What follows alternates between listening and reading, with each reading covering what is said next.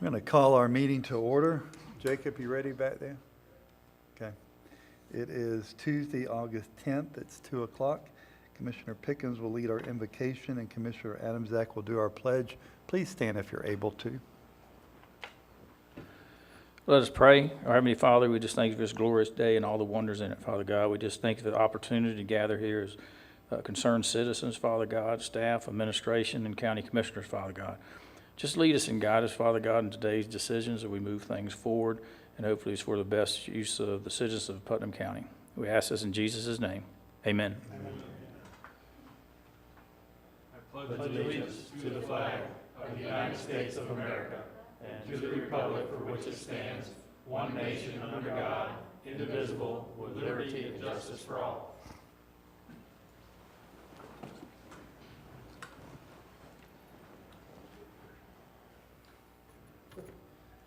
All right, our first order of business on our agenda today is our public comment on Port Authority agenda items.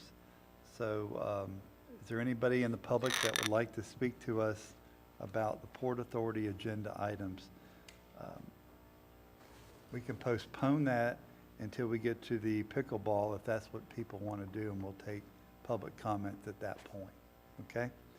All right, so no other comments about any agenda on the port. Then we'll close that public comment period and go to our Port Authority workshop. Is there any public comments on Port Authority? Don't see any, so now we'll go right to our Parks and Recreation, St. Johns River Pickleball Association. Kevin, do you have that? Thank you. Mr. Stevens, I'm sorry. Yes, sir. At the previous Recreation Advisory Board, we came up with the final decision of where the location for the permanent pickleball courts would be constructed, and you have in your packet where that location would be at. Met with the pickleball group on a few different occasions to finalize the location, and this is where we've settled for. Okay, so let me ask a question. This is going to be right where the volleyball courts are, is that right? Yes, sir. If you have your I do. Beautiful to scale diagram that I made, they're just simply going to move the current volleyball courts closer to the football field that's there. And as I've discussed with Kurt and Jimmy, that 15 represents, I just wanted a minimum of 15 feet off of that fence line. That's the red diagram there. As long as I've got that 15 feet, they're just going to move the current volleyball courts north, and then in that gap in the middle is where they're going to construct the new pickleball courts. And you're not going to be able to grab a whole lot of that white sand and probably reuse it, are you? I believe that if they use the right equipment, they will be able to. Yes, sir. Some of it? Okay, Yes, good. sir. Yeah. Commissioners, any questions? What do you want, a motion, just a waive? Well, I think we're also going to have to hear from the public. So, Mr. Pickens, you got to... Yeah, I just have some comments as chairman of the Parks and Recs Advisory Committee. I want to thank Kevin and Julianne for all their efforts, and certainly that committee, and Mr. Kurt Crabtree and Mr. Jimmy Simons, Randall Simons, and others. They really have a passion for pickleball. They really do. It is a growing sport, and I appreciate the Port Authority allowing the donation of $100,000 to build these courts. But the first plan that they came to us with, the advisory board did not approve that one. And so they went back and they met again, and they did a lot more work and came back with this proposal, which seems to fit a little better. They have somebody that's going to move those sand volleyball courts, I think, free. And one thing I want to make sure that everybody understands that for this project, if we move this forward, is that those sand volleyball courts need to be moved and relocated and up to playing standards before the pickleball courts are started. Okay, and that was a recommendation from the advisory board also. So I just want to thank everybody for this. I think this will work real well. It works with Kevin and his staff. He agrees on this. So we just like to move this forward, and that's the recommendation of the advisory board. And I just want to thank everybody for all their patience and all their hard work on this. Thank you, Mr. Vice Chairman. Appreciate that. We just need all your hard work on We Parks just and wave Recreation. in support, or? Well, in a minute, yeah. I think there's going to be somebody in the audience. Does anybody in the audience want to speak about the pickleball? Or are we all good? Because I think everybody up here wants to wave in support and move this forward. So do we need them? I'm good. So we're all consensus to move? Chairman, would you mind doing a formal motion and approval so that we can move the project completely forward? Not a bit. So moved. Second. Well, wait a minute. Okay, okay. Got me there a little bit, okay?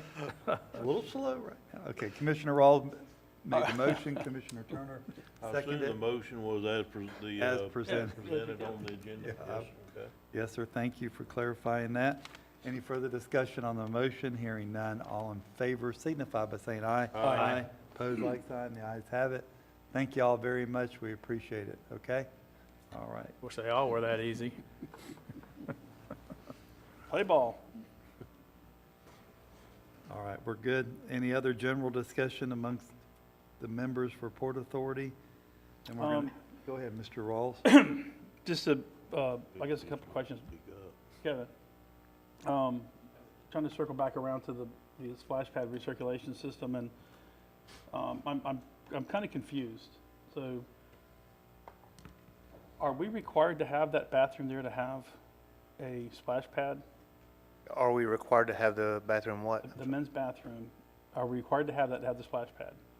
Yes, we're supposed to have the two restrooms within, I think it's 150 feet of the splash pad. But I think there's a concern that the men's bathroom.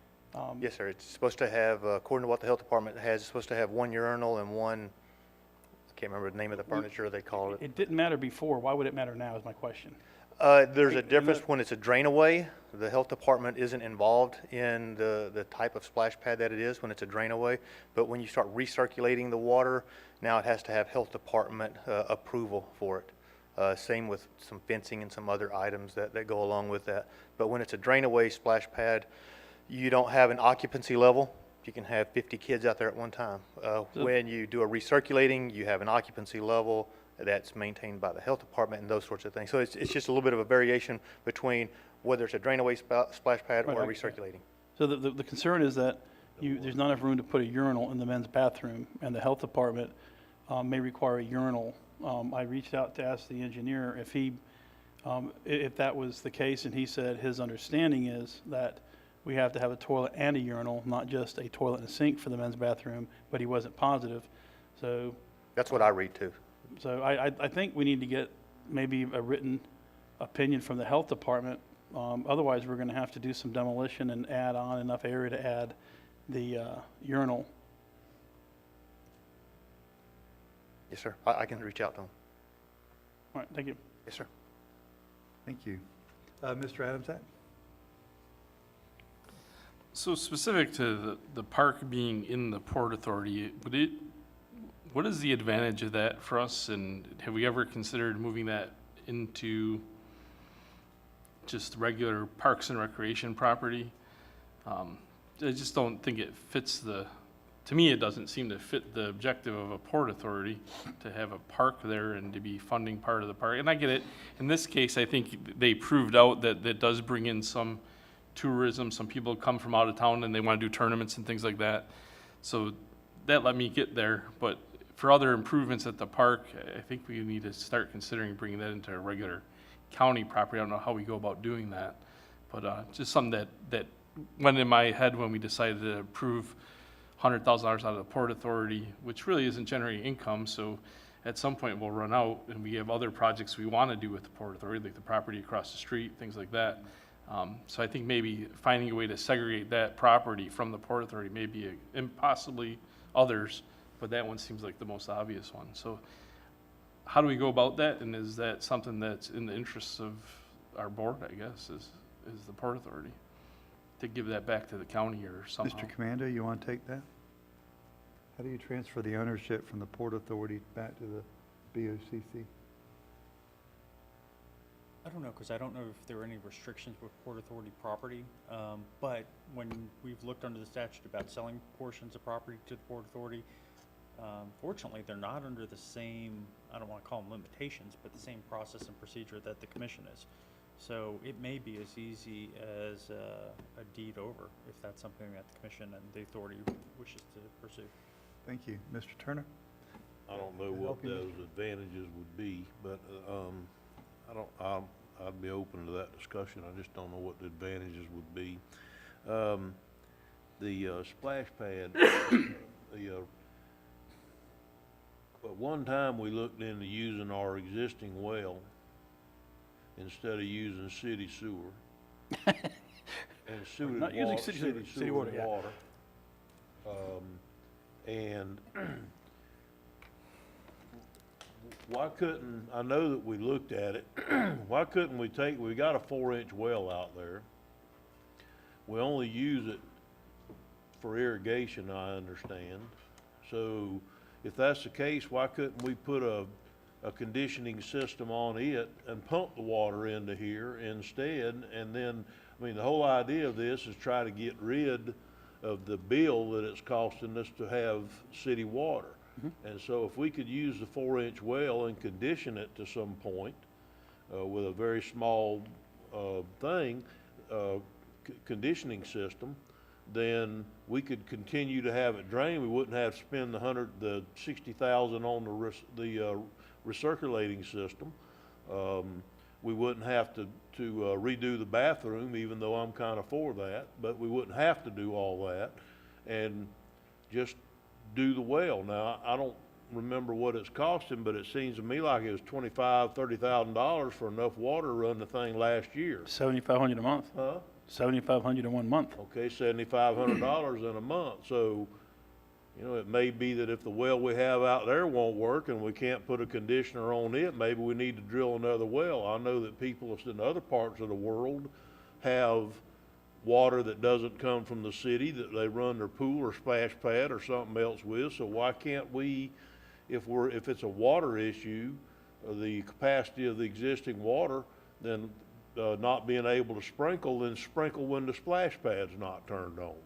Or it may take some water management or something like that, but if it's gonna save us $7,500 a month, I don't know what it would cost for a system big enough to condition that amount of water, but I don't believe it's gonna be $30,000 a year. So maybe we need to back up and punt and see if we can't go back to figuring out a way to use the existing on-site water and just let it drain. We can look into that. There was they do have water standards even by the drain-away system, and we did not meet those. We did test that well when we implemented or installed the splash pad, and our water did not meet the standards that needed to be met in order to run it. But we can look into the cost to dig a well and or to convert our well into something that would be closer to potable water, which is needed for a splash pad, drain-away. Well, I believe, if I'm not mistaken, that the reason we started going down the circulating route, or the recirculating the water route, was because of the long-term cost effects of running that splash pad. If we could drill another well or put in a conditioning system, and it cost, the conditioning system itself cost $300 a month versus $7,500 for water, then maybe we just leave it like it is. We don't have to change a thing. We either drill a well or make that one work by conditioning the water to the standard that it'll run the operating thing, because continually spending $25,000, $30,000 a year is ludicrous if we can do something like that. So Staff can look into that. I think we need to back up, change direction is what I think, and see about using our own water, our own well, if we have to drill another well. I just can't imagine that unless this thing is pumping straight out of the sewer plant, that we can't get it clean enough to where we can run it through a splash pad to make everybody happy at the health department. Gotcha. I agree. Mr. Rawls? So I agree, and just as luck would have it, one of the projects I've been working on with my personal company has required me to do a lot of research into water conditioning from wells. And one of the things we looked at was a potential reuse of reclaimed water from the city of Palatka. And there was a company called Miller Lehman that came out of Daytona. They specialize in water conditioning and filtration. They brought a portable water skid that had a turbo filter and a ultra pure filter on it. We pulled 2 samples, one when it went through the turbo disc, which is just a series of these plastic rings that are able to get this thing down less than 5 microns. But then it went through the ultra pure filter, and you could look at the bottle of water and see that one had a slight tannin color to it. The other one was very clear. I mean, if you didn't know better, you'd drink it. So they sent it off for analysis, and what came back, the only thing that came back as a concern was the ivermectin, which is a pesticide that they use at the golf course. Yeah, but And that was reclaimed water. that was reclaimed water. I'm But talking about pulling it out of the drain. the point is what I said, so if we took if we took well water, and the wells that we're looking at out at this one project, there's a sulfur well, they said that we could run it through that one pump skid, and we would not have to do anything as far as getting the water potable for the use of the intended use of water. We're also going through reverse osmosis, but I think there's a chance, and I could get the guys from Millennium to come over and talk to Kevin, but I think if that's an irrigation well, it may be a shallow well. We may be looking at, and to be honest with you, the property I'm talking about is probably a half a mile away. It's 4 inch. 4 inches wouldn't be If a- it's 4 inch and it's got sulfur in it, it's probably Oh, not then shallow. then it's probably the same water that we're dealing with a half a mile away over at the barge port. So it might be worth taking a look at, have them come over, and I mean, I think it's worth taking Yeah. a look at, because I don't know what one of those units costs, but if it, and I don't think we got to go RO just to get No, a well no, water no, good no, enough no, to where you can no. run it on a splash pad. not for something we'll throw on the ground. Yeah, so, I'm thinking that it wouldn't take that much filtering to try to get it from there to a standard that would keep the public safe while they're on our splash pad, and then we don't have to change anything we have now. I'll have David Romeo get hold of you. I'll give him your number, and y'all can swap information. I think Okay. the commission needs to go back to that, Mr. Chairman. I do. I think we need Yeah. to change direction, go back to that. I think we need to leave our options open. Yeah, exactly. I want to ask a question before I turn it over to Mr. Adams. When you reclaim the water there, do you have another tank that you pump it that Yeah, so collects if you go to the circulation system, they put a tank in the ground, it gravity feeds into that, Okay. and then they filter it as it goes back to the splash pad. It's filtered and chlorinated. So we would put a tank in the ground to collect? It's a whole package, yeah, just the whole thing drops in, has pumps, everything. It's one pretty neat system. Thank you. Mr. Adams, that? Yeah, I just want to make sure, I agree we should go down this path as well, but we should be parallel. Well, the other option would be to explore what it would cost to add on to the boys' room, because the state is apparently requiring, if that in fact is the case, is going to require a third fixture, not just a toilet and a urinal, a toilet. Right, but that sounds like it may not be the worst idea in the world either. well, I mean, But it's just long-term for the Yep. facility. I mean, we're increasing uses of the But you have facility. to expand the building is the point. You can't do it I inside gotcha. that same square footage. Okay, Okay. Mr. Turner? Yeah, that'd be my only thing. I don't have a problem with looking into expanding the bathroom, probably needs it anyhow. So if we could maybe look into the bathroom expansion along with this, I have no objection to that whatsoever. But I don't think we need to I believe, and unless I'm terribly wrong, I just can't foresee a situation where we can't get that well water good enough to run through a splash pad. I just can't see that. And so it's just a matter of, do we have the capacity with the existing 4-inch well, or do we have to drill another well? That's really the only question I'm seeing here. And yeah, to your point, you said it's a sulfur well. The city of Green Cove Springs has a sulfur swimming pool, and that's not conditioned water. So if they can do it, can't we do it?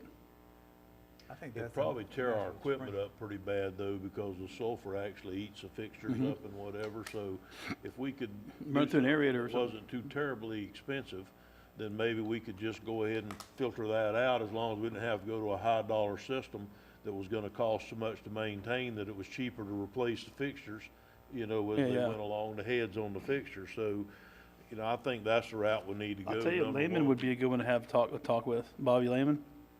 What's that? Lehman would be good to talk to about that. Yeah, He knows Lehman that. or Winkleman or any Winkleman, of them guys any of around them here. I mean, as there's well, several of them Yeah. around here. You They betcha. they know that stuff. Yeah, you betcha. So I think that's where we need to reach out first, is try to get some kind of objective that we're trying to reach, and see if we can't get there. I think that we've gone far enough down this path to understand the amount of expense is gonna cost to change it over to be in a recirculatory system. So I don't know that we don't just need to leave things like they are and try to figure out a way to get our own water in there. I agree. Kevin, you got it. You got it. Okay. All right, so we're going to move forward on that item. Thank you, Commissioner Rawls. Any other general discussion on Port Authority? All right, we're going to adjourn the Port Authority workshop, reconvene the Board of County Commission workshop, and now it's time for public comment on agenda items for the BOCC. Anybody want to speak about those? We're going to get to them as we go too. Item A, Parks and Recreation, Flora Home, Historic Clubhouse. Okay, Kevin, is that you? See Mary Lynn in our audience, and thank you. Yes, sir. This is an item that I believe your packet covers.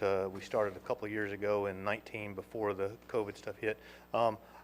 There's some specifics inside of your packet that cover a lot of things, but Mary Lynn is here, who was really instrumental in beginning the project. She started all of it, and she has her contractor, Mike Conroy, here also to answer any of those specific questions that you may have pertaining to it.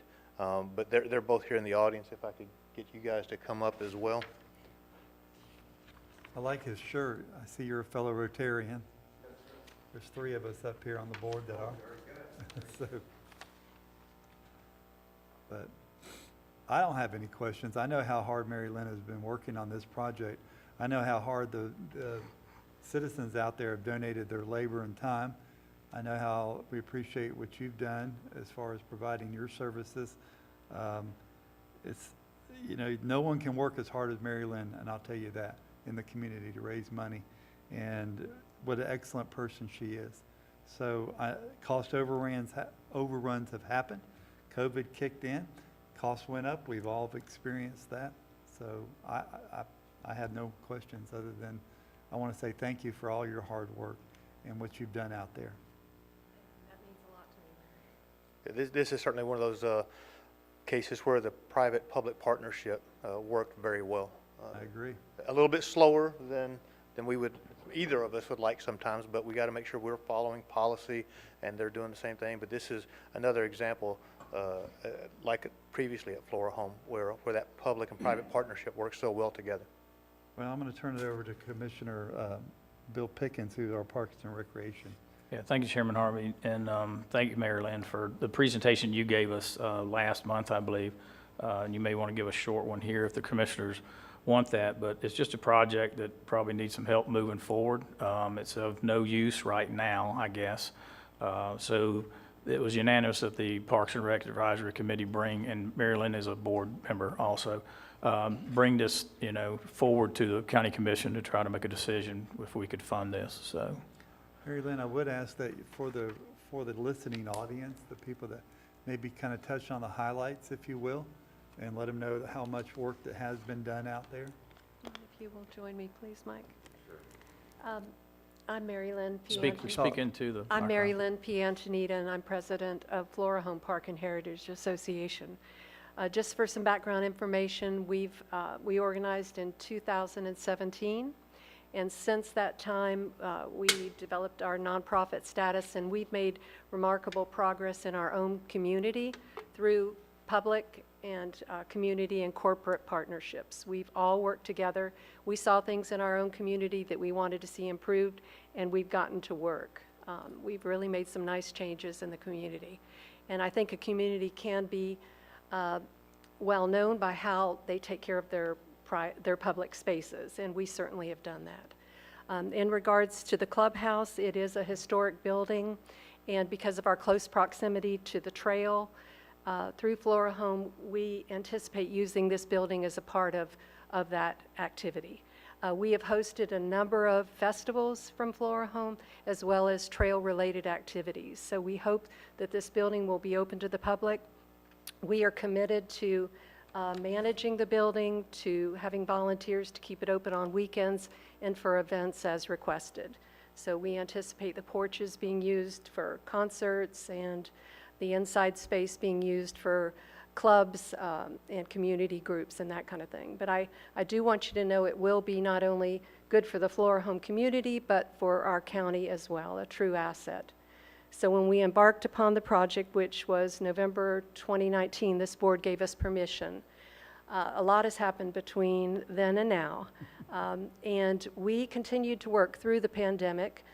We continued to fundraise. We have brought to the project about $105,000. $37,000 came from corporate sponsorship.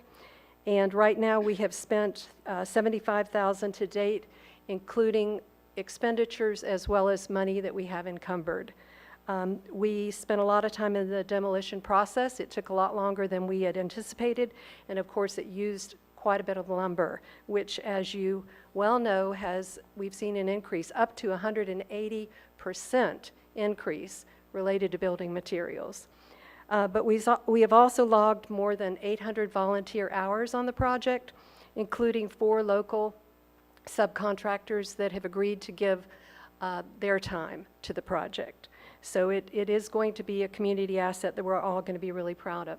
Flora Home has a rich history. We have lost a lot of our historic buildings, unfortunately, and we just really wanted to see this building saved.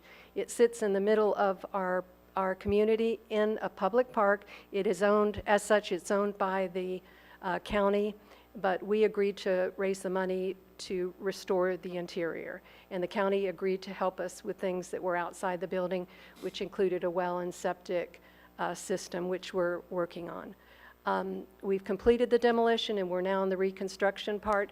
We've roughed in the plumbing and the rough-in electrical will be next. We have all the windows back in, the doors should be going back in soon, but we ask that you all assist us with the exterior buildings, which amount to about $40,000. The exterior. Handicap ramp, and we've got 2 ramps and the side porches. The front porch is 18 by 28, and then the side porch, and then a handicap ramp and the associated concrete. So about $40,000. We're asking you to partner with us for that part of it. Any questions? Not got a question. Does the 40,000 include labor, or is that? We design? have 1 master carpenter employed, and the rest is volunteer labor.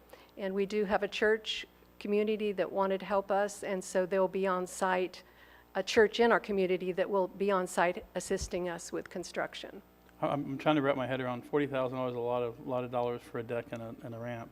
It's a covered front porch, so that adds to it, and with the associated railings and, you know, that kind of thing. Has there been engineering and, Ramp, the parking space, the designated handicap parking space, a pretty extensive handicap ramp for requirements because it's got to come up and it makes a couple of turns. And then the east side, look, we've had a couple of additional things that we've had to put in to meet code and health department requirements, but it's pretty consistent. It is a covered front porch and the deck is well done. It's going to be well done. I would just like to add one thing. You are going Could to you have... talk into the microphone, Oh, please? I'm sorry. That's fine. Michael Conroy, I'm sorry. You're going to have an authentic historical building that can be placed on the registry, which will have its own significance as a tourist attraction. We have done everything in compliance with historic code and with the state architect's requirements. I've done a lot of work with them in the past. Everything we have done, we've been very conscientious. The master carpenter is also cognizant of all the rules and regulations of the state architect, which, as you may know, can be rather difficult. So it can be not only on the state registry, it could also be on the national registry, and everything is in compliance with their rules and regulations. And I just wanted to say it's been a pleasure working with Kevin. He's been immensely helpful to us in trying to get down the road in compliance with your rules and regulations. It's been a road to hoe. And Mary Lynn, I mean, the chairman speaks. she's a for her. force to be reckoned with. That's Yeah, right. it's good. We're dealing with potable water issues as well. So, You don't because have any out there. we have to have a drinking fountain, and that triggered Thought a we lot saw- of that expense. I thought we solved that problem. We haven't solved it Have you yet. looked into the water dispensers? I wanted to ask for a hardship and No, a water there's some water dispenser. dispensers that meet ADA requirements you put Yeah. a 5-gallon bottle on top of. Well, I would really like to have that rather than a drinking fountain on the front porch. Sweet 300. I'll talk to Mr. Wadeson in the health department after we leave here. Well, I thought we handled that with Ms. She well, hasn't we'll come talk. by yet. Okay, but she's gonna come by, and she's the Okay. one that gave me the hope that it could be cleaned up, so, Yeah, yeah. that can, will reduce the cost. I know we're working in several jurisdictions right now. We're permitting in 7 different jurisdictions, and the different building officials have different opinions, but we have come across several that allow a water dispenser that you hook to potable water, and it has filters, or you can have a 5-gallon bottle on top as long as it's meets the ADA height requirement. So you might want to talk to them and see if they'll accept that. That might be the end of your problems. okay, Mr. Adams? And one more thing, if Whoops, you okay. can, when you guys start buying wood for your deck, Pride, Pride Industries, out of, up there by Rayford, yep. Yeah. You can buy from them, we can buy from them as well, you can buy from them as a private group, and they have awesome pricing on pressure-treated lumber. Really? Yes, sir. So this is Pride, with a lot of the inmates work in They Pride? use prisoners, they have a lumber yard, and they pressure treat, and they Well, have all, that's good. That's a every good type of program. lumber you can imagine there that you would need for that project. Thank you for that recommendation. Mr. Ross, will you email them the contact on it? Or Julianne's got it. She'll get it out. We just bought, card? yeah. Yeah, okay, Thank you. good. Yeah. Mr. Adams, you have the floor? Yes, So- sir. It's for Kevin, I guess, or Julianne. Where are we pulling the 40,000 from if we decide to do this? It would need to come from general fund reserves. Okay, so you don't have any budget left for that. I had talked to you about going to the TDC. What happened from that? I did speak with them, and they said that the county attorney researched the issue and that a restoration of a historic building would not meet the state statute. That's what I was told. Did you work with the Chamber of Commerce and provide a legal interpretation of the state statute regarding the use of TDC funding for the restoration of historical structures? I said the list of what the statute says, TDC funding can be used for. I didn't provide any legal opinion. Yeah. So I mean, Well, I and- did, she and let again, that me was to- under the guise that it would be, that we would use part of it as a tourism hub. Yeah. So that's, so maybe the way you asked didn't align. That's why I gave you the statute as well. So we could have a tourist information center within the confines of the structure, which I think would be a great idea out there off of 100, because a lot of people come in through there. And according to the statute, I believe that would be a use case, that we could use funding to both remodel or build. So that is in the use cases, Rich, of what you sent me. And then the other option would be if you decide to use part of it as a museum. So you could have a museum and tourist information center. And I think we could use some of that TDC money that we're carrying forward potentially for that. We do intend to have I'd a rather see us museum. use part of that 1 point something million that we don't seem to have a use for than pulling it out of general fund reserves, Right, hang on, Mr., if possible. okay. Mr. Turner, you have the floor? Thank you, Mr. Chairman. So just to make sure I'm catching this in order, we gave you 18,000. And In you need 2019. you need additional 40, Yes, sir. and that doesn't get your project finished. How big is this building? It's 18, the main building is 18 by 30 What I with a thought. detached restroom and kitchen that has a hallway in between. And yes, it will bring our building to completion. That's our anticipation. Yes, sir. We've evaluated pretty closely, and I've gone through the numbers, and that should get us right there. I would hope so. I would hope so, too.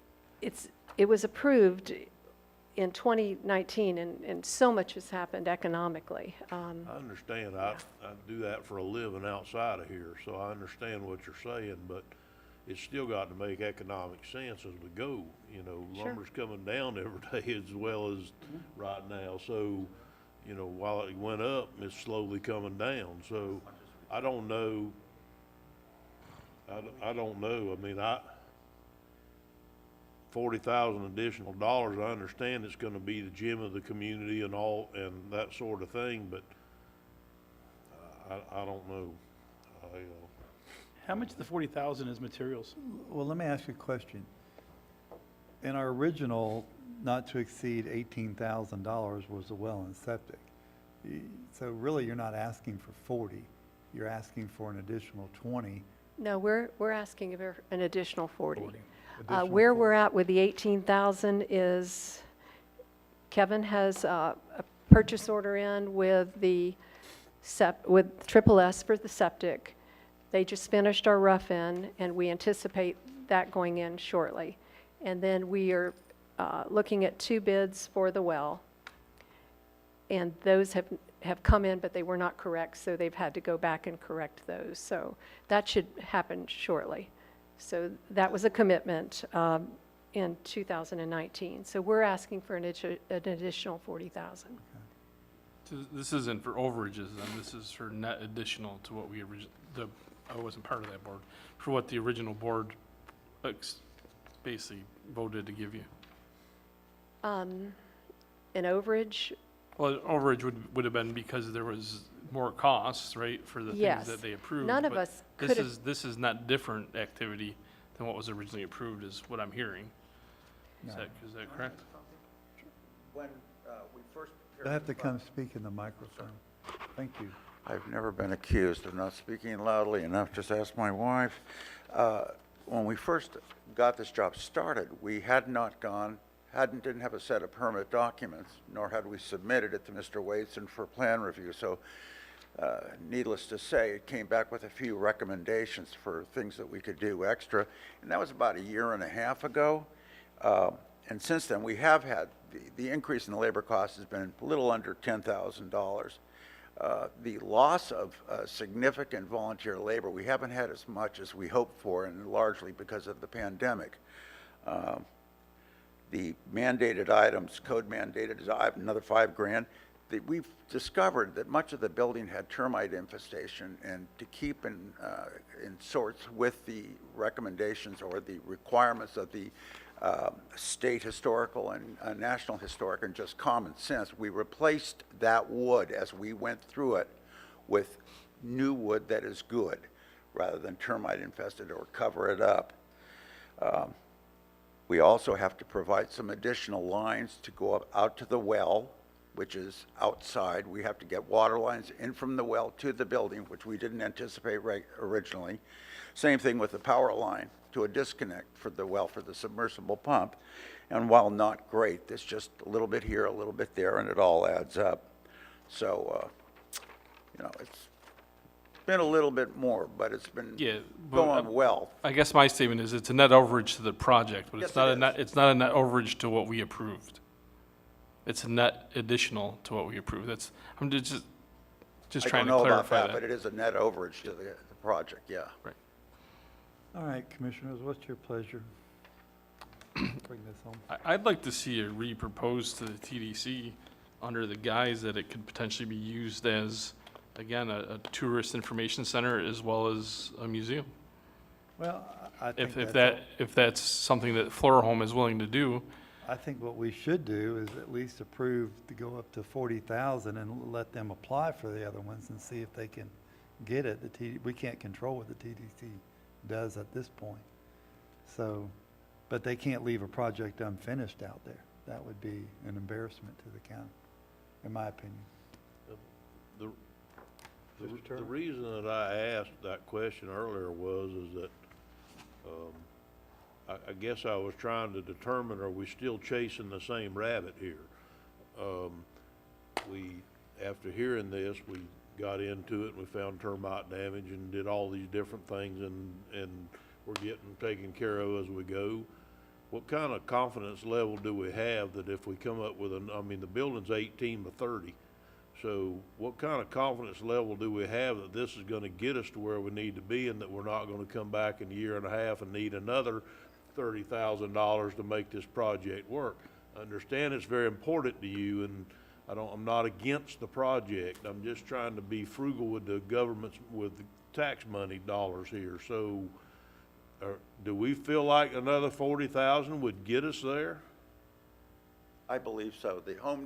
All the demons have been identified and exorcised, and we're in the home stretch. The building is closed in, and we just have to do, the clean things, including the electrical. We don't anticipate any problems there. It's all pretty well defined, as are the parts. There's nothing else that has any boogaboos associated with it. Everything's pretty clearly defined from here on out. Rich, by your interpretation of the statute, would that fit under an allowable use or not for TDC funds? Or is that something you need to look at and decide? Okay. All right, well, if we move this forward today, I would like to maybe also look at that as a side note, as a new tourist center at the park. Maybe we could make that a side note, and like you said, run them at the same time. Yep.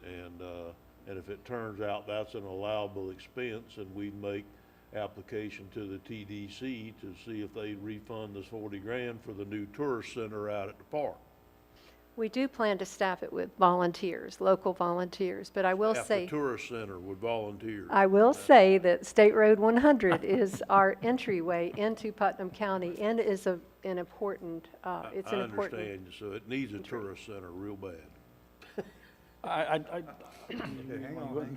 You done, Mr. Turner? Yeah, I'm done for Okay, now, thank you. Mr. Pickens next, and then Mr. Ross. Okay, yeah, when Maryland came to the advisory board, yeah, we approved to move this forward. Now, whether we had this money, could we get it? I think I mentioned that. $40,000 is a lot of money, but it does look like the project, I guess, is dead right now, or will move slowly, much slower, if you don't have some money. I do like the idea of the tourist center, with Paul's idea to look at, and Terry's idea to look at the TDC money, see if some of that's available, and is this gonna get you to the finish line, this $40,000? That's key. I have confidence that it will. And I have a lot of tenacity for public projects, and I think that on my honor, You're fine, you're fine, you're Okay, fine. or Marilyn, I don't think we asked that in the Yeah. meeting. Are you continuing to try to raise money? You think you've Yes, tapped out I the am. community and Flora Home? I'm about on my knees and begging people, but I will say that during COVID, because of economic uncertainty, that people and businesses that would have normally stepped forward and given some money to the project have been reluctant to do so. So we have had a lot of local donations, and the $37,000 came from corporate funding, but the rest of that money came from donations and fundraising. I mean, we have auctioned stuff, we've done barbecues, we've done raffles, we sell merchandise related to Flora Home, we've had trail events. We are actively raising money, and I am actively writing letters to people in hopes that For the we will. tourist center. For the tourist center, there you go. / museum. Right, yeah, slash. The historic Slash tourist everything. center. Just whatever, Tourist center. whatever makes it good. Mr. Ross, are you done, Mr. Pickens? Yeah, I'm done. Can I answer Mr. Pickens? you may. And Mr. Turner's? Again, what we are doing, I don't know if it looks like there's not a lot happening, but the rough plumbing went in, the rough wiring, and the electrical is going in the next week. Within the next 2 weeks, we'll be pouring the footings for the outer deck, as well as the handicap ramp. All of the interior work is done. There is no more termite restoration or anything like that to be done. Plus, the volunteers are coming to power wash and prep the exterior of the building. So there's going to be some big changes in the way the building appears shortly. And the roof is all on. Thank you. Mr. Ross? The answer to the question is yes, it is acceptable under our current ordinance for us to have money that goes towards tourist centers like the one in 1100 Reed Street. So we absolutely could have one there. You could have a museum there, and that would qualify. You could also hit up FP&L, Home Depot, and Lowe's. They all have the microgrant programs. We've discussed those in the past. Have you worn them out yet? We submitted a grant to Home Depot for the handicapped ramp because they often do that, and Right. it was denied. Why? I don't Because know. it's county-owned property, or? No, I didn't really receive an answer other than a denial. Now Lowe's has partnered with us before. I haven't recently asked them. And what was the third? I would go back to Lowe's and Home Depot, talk to Ethan at the Pro Desk, tell him what's going on. And, but I would definitely go back to Lowe's as well. And then FP&L has been very Well, gracious in the FP&L gave past. us $10,000 in 2018. This is 2021. So ask them for 2020 and 2021 while you're at it. No, I mean, no, they've been a great partner with you guys in the past. Yes, they I don't know have. why they wouldn't. And Vulcan Materials did give us 30,000. Weyerhaeuser gave us some, and Seminole Electric gave us some. I'd remind GP about that while you're asking them. I have sent a letter to GP, and All I'm right. waiting for a response. We can do this all day, Okay. but I think what we should do is move this forward. You keep fundraising, we approve up to 40,000. If you find money from the TDC, you don't need our money, but you need an answer to move forward today and bring this thing in. I got no And problem with it. And I know you're gonna work hard to get that done. So Commissioners, will. what's your pleasure? I just want to be sure, Mr. Chairman, that if we're gonna look at the TDC, that we look at it in lieu of, not in addition to Right. the Exactly. 40,000. Yeah. Exactly. So it's one or the other, not both, because that's my only thing. My So- point is if we can approve 40, up to 40 right now, that's the total amount. And then if you get TDC money, it comes off of that 40,000, okay? Yes. Can you help facilitate that meeting? With You TDC? already got the application, I I believe. got the Yeah. application. And but- that meeting will happen soon, I But there are believe. only two categories, for festivals and for, but this is a new, we're breaking new ground with the three categories. TDC. At that meeting. Okay. Yeah, Mr. Chairman, Three I'd categories. just like to ask one other thing. sir. Could we ask Rich to do that? I realize that Mr. Ross thinks he's a attorney, but I'd like for I our, just happen to have I'd read the like thing for more our than once, counsel yeah. to tell us that it's okay. And if it is, then I would certainly like to go down that avenue with everybody to the TDC for the money. I agree. Mr. Thank Chairman, I move that we authorize up to $40,000 for this project, under the scenario that, if TDC is available and we can get it, we use that to fund it. Otherwise, we fund it out of the general fund reserves. Got a proper motion by Commissioner I'll second Turner. that. Have a second? Second by Commissioner Rawls. Any further discussion on the motion? Hearing none, all in favor signify by saying aye. Aye. Opposed, like sign? The ayes have it. Thank you very much. Thank you very Mr. kindly, Chairman. gentlemen. Yes, Mr. Before Rawls. we move on, if I could give me just a few minutes of personal privilege. I received a phone call from this gentleman right before our meeting started. He has an issue that he'd like to discuss with us regarding his water service. He had a broken pipe and got a $4,000 water bill from us. And has been asked to basically work out a payment arrangement on the $4,000. So I reached out to Mayor Hill and I asked him how the city handles this, and he said, you know, we have a policy in place where if somebody shows that they had a water line break, then Okay, but this is, we really ought to turn this over to staff. You would be working this out and bringing us Well, a solution, correct? do we Mr. have a Sutton? policy like that, like the city has? I don't know if we have a policy per se, but I don't, with us just hearing this for the first time, I'll be more than happy to meet with a gentleman after the meeting along with our public works Apparently director he's met with, to discuss yeah. that. Administrator. He's met with who? He's met with staff, and they gave him some paperwork to fill out to make a $4,000 payment over time. But Sounds like they have a policy. is my understanding, though, that, and I guess the county's had to do this in the past, where we've had water lines break that we buy water from the city, and the city forgave most of it, if not all of it. So the question is, if we don't have a policy where we're able to forgive, I mean, a $3,900 water bill is a lot for anybody to swallow, and paying $300 a month for the next year is you know, a lot to put on somebody. So Why just don't wanted, you, if you will, give us, this is first we've heard about this. Let us allow Mr. Suggs to work this out and bring this back, okay? Would that be okay, sir? Yes, sir. The only reason that I was trying to like get it resolved is because they was basically trying to get me to today or sometime this week to sign Sir, I this can't paper. hardly hear you for some. Oh, sometime this week they was trying to get me to sign this paper. I for the- I think they're gonna work this out. So Okay. they're gonna work out something and bring it back to us Yeah, at this point. put it off till we get to review it if you can, and, Yeah, yeah. because if, you know, I know that other, you know, I don't want to Yeah. I don't want to hijack the meeting on a totally different subject that's not on the agenda, but I don't want the young man to get his water turned off while we're doing Right. this either. Right. Exactly. So, Yeah. if we can make sure that it doesn't get turned off till we work this out, give us some time to work it out. I wouldn't mind having, I know that some municipal water systems have a deal.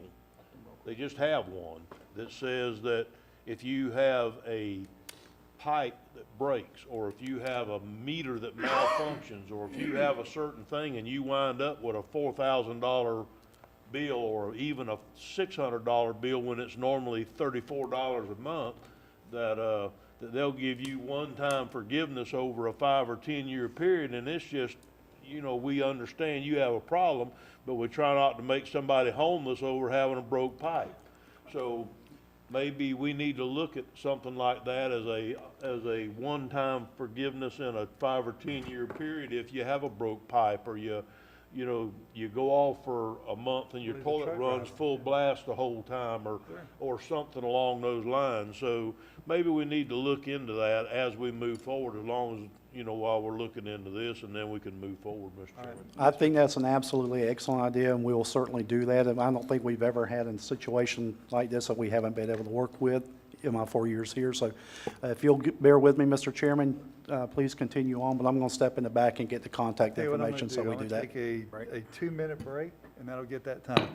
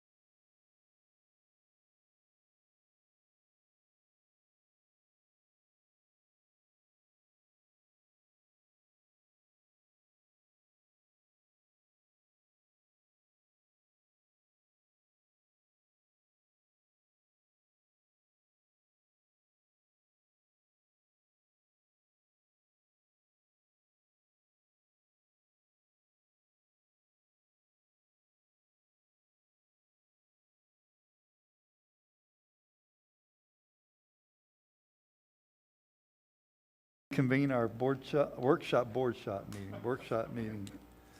See, told you I can say funny things that hit my head. Next item is Administration Inspired Technology. Julianne, I think you got this one for us. I can certainly start it. We'll go from there. Just to back up and brief overcap, we brought the option of Inspired Technologies assisting and augmenting some IT functions to the board with 3 potential options. During the workshop, it was discussed that there was need for clarification, at least the perception that the commission wanted more clarification on the scope of services. As a result, from that workshop to the next, Mr. Stender and some of his executive staff met with Inspired and went through the scope of services that Inspired is able to provide and the augmentation options that we have. Together, those groups designed an option 4, which we have here today. This option was at the direction of and the input of Mr. Stender and his staff based on what he sees as his current goals, initiatives, as well as his current resources and where he thinks he's going to be over the next year. So what we brought back is option 4, and this is the proposal that didn't go out to everyone prior to the last workshop, which is why we're here today. Each of the options are intended to be a la carte, so as Mr. Stender and staff and administration need the services, we could engage them. As we don't, we take them off or we don't engage them. We only pay for services that we engage. The contract as requested by the board is still termination with or without clause. It can be at any time. Staff's recommendation is to fund the first year with general fund reserves as a one-time initiative with the goal to identify cost-saving measures from the current reoccurring operational budget to allow inclusion, if needed, of specified augmentation services as we move forward under the normal budgetary process. Good deal. Thank you. Any questions for Julianne on this? Mr. Ross? Can we go all the way back to the beginning? And I'd like to know where this all came from originally. Because at the last meeting, there was questions about the dates. So now I'd like to know what brought this to begin with. There was an email sent out at one point that said, hey, we got 2 people we could be losing. I'm wondering why it is that someone has taken upon themselves with Inspire to come up and say, this is what we can do for you unsolicited. And yet we've not taken a look at what we can do for our own staff in their budget to retain people, because we just lost a key player apparently. And this is going to continue to happen. So I've got a concern that we're looking at what the military would call mission creep. But I'd like to go to the very beginning and know why it is that we're having this conversation about Inspire. You ready? Yep. Okay. So back up to where we had the SWOT analysis done of the IT function, and that was done by Inspired. So with When that, was that done? that was the report that was sent out, and I forget what they actually called it for you all. It's been 6 or 8 months ago, Like in maybe. March or February? Right. Ish. Okay. Okay. With, Back up to December if we could. 16th. well, December of 16? December 16th, there was a letter sent out from Inspire. Well, Commissioner, if we're going to talk in that great of detail, we need to have the documents in front of us. I'm trying to give you the overview of where we've gotten. At the last meeting, I specifically said that we I'm have gonna 2 try to get documents you in front of there. us. One of them is dated December 16th, one of them dated July 1st. We didn't get the December 16th one until July. We didn't get the July 1st one until the end of July. That's where the conversation was 2 weeks ago. So I haven't changed anything since we discussed this 2 weeks ago. So back up for me. I'm not promising you a date certain. What I'm telling you is that when they were engaged to do the SWOT analysis, as part of that wrap-up scenario, they provided solutions to us to provide those proposals. That would have been the earliest proposals we would have received and likely the date of what you're referencing. That was as part of their analysis of what our strengths is, what our weaknesses are, where our opportunities are, where our threats are. And then, of course, their proposals that came. When we, through various other conversations, both with Commissioner Adamczak one-on-one as well as with the board, there was a request by the board at some point, what would it cost as a total augmentation of IT? And so we went back to them because we had the 2 proposals and said, look, we are not really sure where it is, but we would like to know what the number is. Everyone in agreement, administration, staff, the consultant, and I believe most of the board members, is in agreement that total augmentation of an IT department is probably not in our best interest. I do not believe it is at all in our best interest. With that, that brings us to where we are today. So those are how we've got the multiple proposals. And then when those 3 proposals came to you, when we were determining what we need to do for the upcoming year and how we can augment the resources that we currently have to assist that IT department with basically some assistance to get them back above ground with a vendor who has some synergies, if you will, of having the manuals, of having the desk manuals, and not having to start at ground zero. They're gonna start at ground 100 and then make modifications or tweaks to how we're doing ours, because they're in the industry, they're in other counties, they're doing the same thing there. That was one of the biggest things that Bob and I had talked about, was they can help him write processes from a help desk standpoint, just real basic, because they've already done it and they don't have to start at ground zero. It would take one of our staff members starting at ground zero to get there, whereas they have a draft already. So what we talked about from those 3 proposals is this 4th proposal, which came at the sole direction and guidance with Mr. Stender and inspired based on real objectives that Mr. Stender wants to accomplish over the next year. So my question was simple.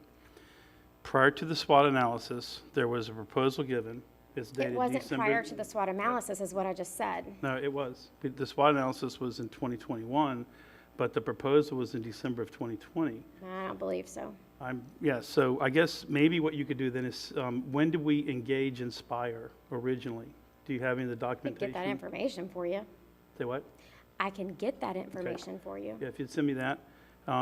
Because when I asked Inspire, their answer was they didn't know either. But the other question is if we're going to look at this, why would we only look at Inspire and not take a look at other options out there? There's nothing to say we can't. All right. I One believe of it's in my our best concerns is interest this, to okay? go with Inspire. One of my concerns is this. It's easy to drink from a cup of Kool-Aid when you've got a group that's pushing certain vendors and certain lobbyists, like the Florida Association of Counties. I don't like that avenue. I don't like that aspect. I think that we should be if we're going to do this, we should be looking at it holistically, but looking at the best value for our dollar as well. But what I would like to know is, at what point did somebody say there might be a strength, a weakness, an opportunity, or a threat regarding our IT, when we had the constitutionals come to us a couple of years ago, a year and a half ago, and say, look, we think there's a problem, but we all agreed there was no direction given to the IT department at the time, and Mr. Stender was saying, look, I've given you budget requests, and at one point he said, I believe you've cut positions from my department. We were in the other room over there in Suite 200, and I asked the question, he said, no, we've lost positions, but nobody could say when the positions were lost. They just disappeared in thin air. So then my question is why would we not take what we currently have, take that as a starting point, start building on that, give the direction that the board wants to go in, so start laying a foundation as a direction for IT, and not have a group come in and tell us what they think we need. Because I think that's the wrong direction to go in. Thank you. Mr. Rawls, I want to clarify something. FAC isn't pushing vendors. We don't do that at a board level. Well, when I went hang when on I a saw minute. hold on, you took that place in Tampa. When I I'm saw gonna all the say- I'm banners up in the talking right hospitality now. room, I realized FAC then. does not push vendors. We have vendors who sign Yeah. up and provide products to our members.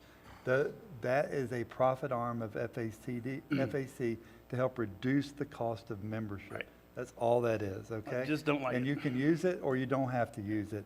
It's the option of the member county. Okay, Mr. Turner, you have the floor. I'm gonna try this. I'm not very good at it. Anybody that thinks our IT department's where it needs to be has their damn head stuck in the sand. And I'm trying to back up a little bit. I mean, we can't even get a computer to print. We can't even get a laptop to print on a wireless printer around here. So, you know, I don't want to make this about any one issue or whatever. This deal as it's set up, is my understanding, that we have the option to try it a month or two, and if it's of no use, then Mr. Stender could come back at that time and say, I'm not getting any use out of this whatsoever, none whatsoever. And then at that time, we could turn it off. Is that right or wrong? That's correct. That's my understanding. You can terminate with or without So cause. all we're gambling with here is trying to hunt a new direction or possibly augment what we have with someone that has not more knowledge, but different knowledge of what's going on. I know that in my business, when I think I know something and I go and talk to somebody, I a lot of times find somebody that knows more about the issue than I do. I don't see, we're not spending $245,000 today. We're spending 2 months worth of that with the agreement that if it works out in 2 months, it will spend up to that amount of money. Am I missing something, or is that what we're asking? That's correct. So basically, we're gonna start the process, see how they work out with Mr. Stender and his department, see if there's things there that's gonna help them. I don't care if we got the best IT guy in the world working for us. There's somebody else that has a different skill set. Might not be better, but a different skill set that you could bounce things off of and do things and help and maybe get some things done. I don't know. But like I said, this commissioner is willing to take a couple of months and try this thing out. And then if it's not working, we've basically spent out a couple of months trying to better ourselves. To me, it's worth the gamble to try to take our IT to the next level. That's this commissioner. I believe it's worth the gamble to try to move us up. Thank you, Mr. Thank you, Chairman. Mr. Turner. Mr. Adamsack? I kind of agree with both of you. I never like to see us only go with one vendor. I've said that about everything, whether it was tractors, graders. This is the same. There's hundreds of people that do this type of work in the state of Florida. There's not just one. There's even hundreds on the list of approved vendors by the state. So this is just one. I would have liked to have seen more than one when we're getting to the metal hits the road type thing where he actually is laying out specifics of what he wants. I would prefer to see multiple proposals. Now, with that said, I guess, Bob, do you feel comfortable with this? Because that's really the main thing for me is, do you feel comfortable that you're going to get something out of it that you're going to be able to use to improve what you deliver to the county and the constitutionals if we go forward with this? We will maximize. This is all new for me too. We will certainly be sure that we maximize the utilization that we have here. I don't want the citizens of Putnam County to lose out on anything. If we can make this work and it's to our advantage, we'll make it work. But we're standing here right now. I don't know what they're bringing to me. I don't know what the personnel's like. We're hoping we can define a skill set that we need. Their job descriptions define that, but until we get started and see it, I can only say we'll do the best we can with it. Do we know from conversation you guys had when you guys were negotiating the cost, what amount, and more important than canceling after 2 months? I mean, it's a tough, once you're into it, it's hard to cancel because they already did work and it's hard to transfer. It takes almost as much effort to transfer short-term IT work to a net new IT group if you decide to go with another vendor midstream. So usually you would want to finish out with the vendor you have unless they're doing something completely absurd. My question is this, is how much liberty do we have if, let's say, the individual that comes in as a network engineer, if that individual isn't working out, but the other 4 or 5 do we have that full liberty to be like, hey, George isn't working out, can you send us someone else? Yes, in the way that Commissioner, this is we written? have full autonomy over which services we engage at what time and to what extent, Okay. Including individuals. including individuals. I don't like that it's one vendor. I would have liked to have seen, competition drives costs down sometimes. Sometimes it doesn't. We've seen in a couple of things where we put things back out where it ended up costing us more. We don't want to be in that situation either. But as long as, Bob, you're comfortable, I'm comfortable giving it a try. And I'm not going to turn down the opportunity to add staff. so I'm good. Good. Thank you. Mr. Pickens? Okay, some of my questions were answered, but I guess to his point, if you've got 3 parts of this working, but you have 4, one's not working, you can change that or ask for another person or do something different. You make that call? Do you make that call with staff over here, with your staff? I don't know who makes that call. And then, and also, where do you get to the point where you say, okay, we don't want it anymore, it's not working, and where do you get to the point and say, wow, this is really working good, we need to maybe bring in some other parts of this? I doubt you'll start everything at one time, and I'm sure you have goals and objectives you want to start on first, and then maybe if it's working, it grows. Am I making sense so far? Sure, it's Is it, possible. where do you get to the point where you say, hey, this is working, and we're going to continue this? Well, Sarah, my HR director, executive director, has instructed me that if I see an issue with the vendor, I'm to write it up and present it to her, and she'll take it from there. So Okay. my proposal to Bob is that we go ahead with the inspired quote and information and outline objectives very clearly before they start, whether it be phones or Office 365 migration. Outline those objectives with a reasonable timeline, and if there are problems along the way, Bob should document that.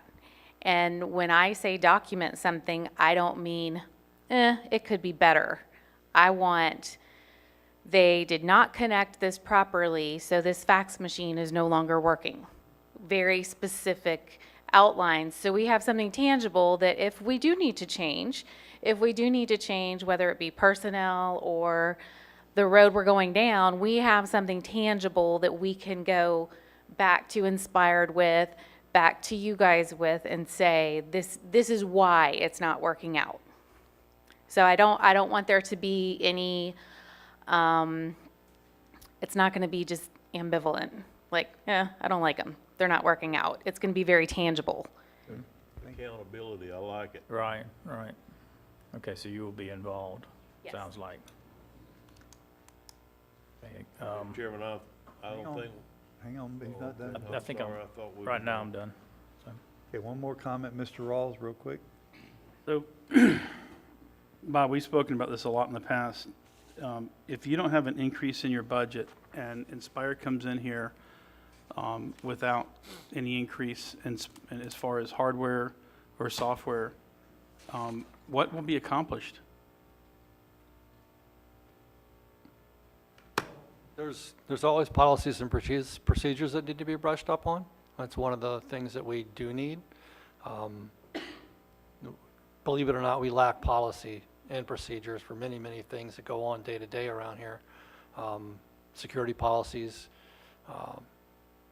bring your own device policies in our environment. Cybersecurity is a big issue.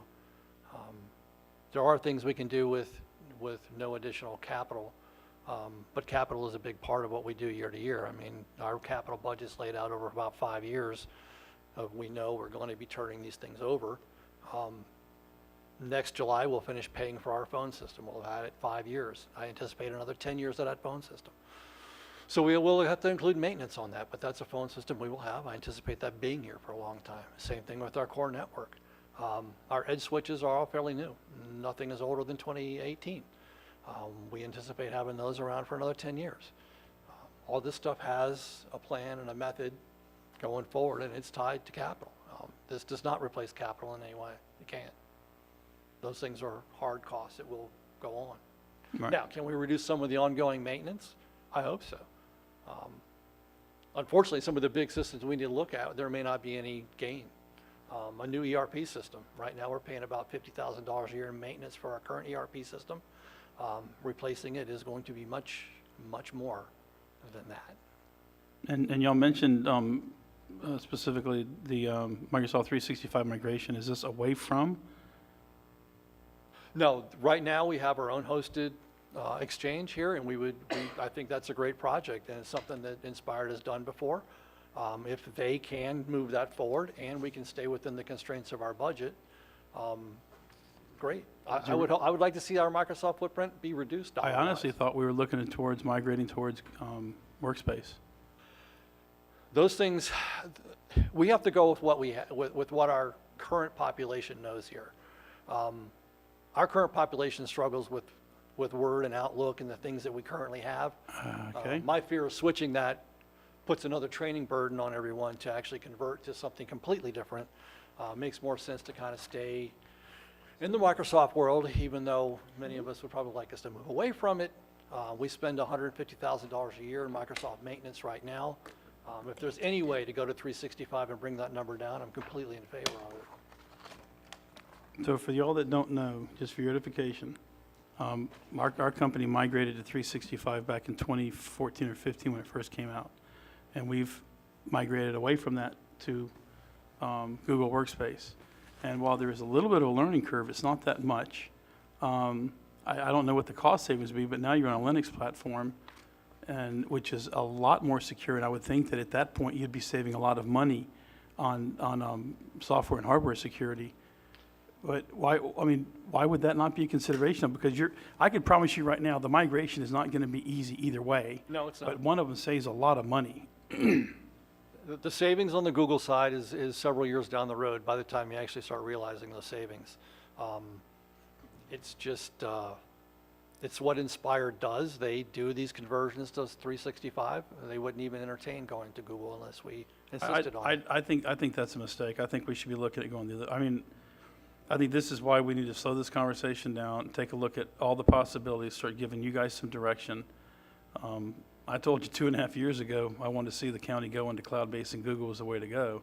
That's just my opinion. But, I think that this needs to be workshopped a little fuller, and the commission needs to start taking a look at the future and which direction we're heading in, because migrating to something that's like 365, that's been around for a while, is going to cause heartache and headache for everybody. So I would think that we could take a look at the savings that we could get from Workspace, but also the comfort that we would get with Chrome and with the Linux operating system. I'm a fan, but at the same time, we have to look out for the whole county. There's going to be pain either way. Yeah, oh yeah, oh yeah. Mr. Adams, that? Specific to this conversation, I think that could be done in parallel with, and maybe we can give direction to Bob not to prioritize that particular migration with the money. I think that may be the way to go with that. And so we can have that conversation, but that would be if we are going to have that conversation. I thought you said that wasn't a consideration. Well, I think everything's on the table once they arrive here and they look at what they're doing, so. Right, but we could use them for something else Right. in lieu of that. If we decided to go that route, we could still do that with someone else or with internal people. And they could, maybe if we decided to do that and Bob decided he was going to do the conversion to Google, then they could do some other things, offload some other things to them. Because there is flexibility in this. Where I have a problem is, again, one vendor type thing. My only other concern is in the IT budget, have we provided any of the resources that he asked for as far as not new employees or other? GIS came up the last meeting real aggressively, both in the user group as well as here, that most of the people out there in the audience that were part of the user group, GIS is a priority. Have we still set aside money for GIS, not this next item for International Computer Works, but for GIS in the next year overall? Because that seems to be the one thing that touches everybody that this particular vendor does not do. Bob, what line did you put GIS in? Or did you put additional services for GIS in a line? I had asked for an additional GIS analyst. But were there any other, outside of personnel, did you ask for any support for GIS? In the contractor line item, Okay. 34. So we have, and that's the one that you asked me about, the consultants. So we have up to, I believe it's 60,000 right now budgeted for professional services. And then, no, we did not fund any personnel, additional personnel for any of the general fund departments. Just in the users group, the GIS was the #1 priority from all. Sure, and I do believe ERP Mr. was Parker's second. office is still doing his own standalone GIS item. Okay. I would like to see us at minimum give him the GIS resource that he needs in the next 12 months. I mean, I think it's just absolutely necessary. And we can certainly do that under contractual services if we need to pull that out of general fund reserves. No, I mean as an employee to the county. No, Or if we find one, but whatever's best, right. whatever's best for the county. You done, Mr. Adams? I guess. Mr. Rawls, real quick. I guess I'm a little confused. You said there, y'all put 60,000 in, was that for the balance of this year, or was that for one total year? That's for next year. This year, his balance, his account was 50,000. And so next year, he has, I believe, right now, the tentative budget includes 60,000 for professional services. What can you get for $60,000 in a GIS person? We get a few hours a week, and right now the help that we get is as an analyst. He helps us troubleshoot some of the issues that come up when we run the nightly scripts. One of the things that Mr. Parker is proposing is that this outfit will take over the running the nightly scripts, but it doesn't. It gives us a little bit of a resource back, but not a full resource because we weren't taking a full resource to begin with. If this was your business and you're running it, what would you have as a line item for that? Well, First, you got to make a profit, so. yeah, Yeah. that's a tough one. You know, these guys average anywhere from about $90 to $125 an hour. You know, the ones that really know what they're doing. I know Mr. Parker does engage $200,000 a year. a different contractor. I don't know what he's paying. That position alone would be $200,000 a year, not including labor burden. Which is why we hire it a few hours a week, because that's what we can afford. That's right. But is that something we need as a full-time position? Because we've had a lot of conversation on GIS, not just with So the a property. lot's going to depend on how, you know, this is a discussion that I agree we need to have. GIS is one of those things that touches everything in this county. I get visited by the city of Palaca. They go, hey, we got all these zoning changes that weren't put in right 10 years ago. What are we going to do about it? We need the GIS map updated. It's in our interest to have that map updated so that Mr. Parker can do proper assessments. I mean, it's all tied together. When somebody comes in to build or buy, they want to make sure that the map is right. The city of Palaca does get behind, and they have found now there are things that aren't right in some properties that they're looking at. This is what we need a GIS analyst for, to be able to look at these things, read the deeds, get it fixed. We are backlogged on all this right now. We're probably a good year and a half backlogged on trying to get through all these changes that reflect the proper geometry for parcels in the county. Why wouldn't we make that a priority? Well, I think we're going to. I mean, why us as a commission, why wouldn't, sounds like it's in our best interest to make this position a priority and fund it. It would help, certainly. But is $60,000 going to get? That's just for contractual services. So I use that for other things. It's not just GIS. But, you know, I've got a million and one analogies that are going through my mind right now. I think that the board owes it to staff to review what they see as, I mean, you've sent us your copy of your strategic plan. How much of that plan has been put into place? We're just starting on it right now. We're just working on it. All right, so I think that we owe it to them to go through the plan and take a look at what the funding options are, prioritize it, set funding options and priorities, and hit the reset button on at least the IT department's budget so we can get them properly funded. I don't know that spending $250,000 at this point on a shot in the dark is the correct way to go. But it just sounds to me like we as a board don't have a direct sense of direction. How would you expect them to go? And they're the ones asking us to get our act together. Thank you, Mr. Rawls. Mr. Adams, that? Well, we can do this separately, right? So I guess Administrator Suggs, is this something that we could look into? Would it maybe get some vendors to say for more hours for GIS? The 60,000 sounds like it's just a 10,000 increase from what we're already utilizing, so it really isn't answering the problem. It's just a little nit upwards, which probably the cost of labor is going to eat up that extra $10,000 before we get started. So could we do that? Could we maybe get that on an agenda get some quotes for what it would cost to augment GIS separate from this, because this particular company does not have them resources. I mean, they said it right here in this room.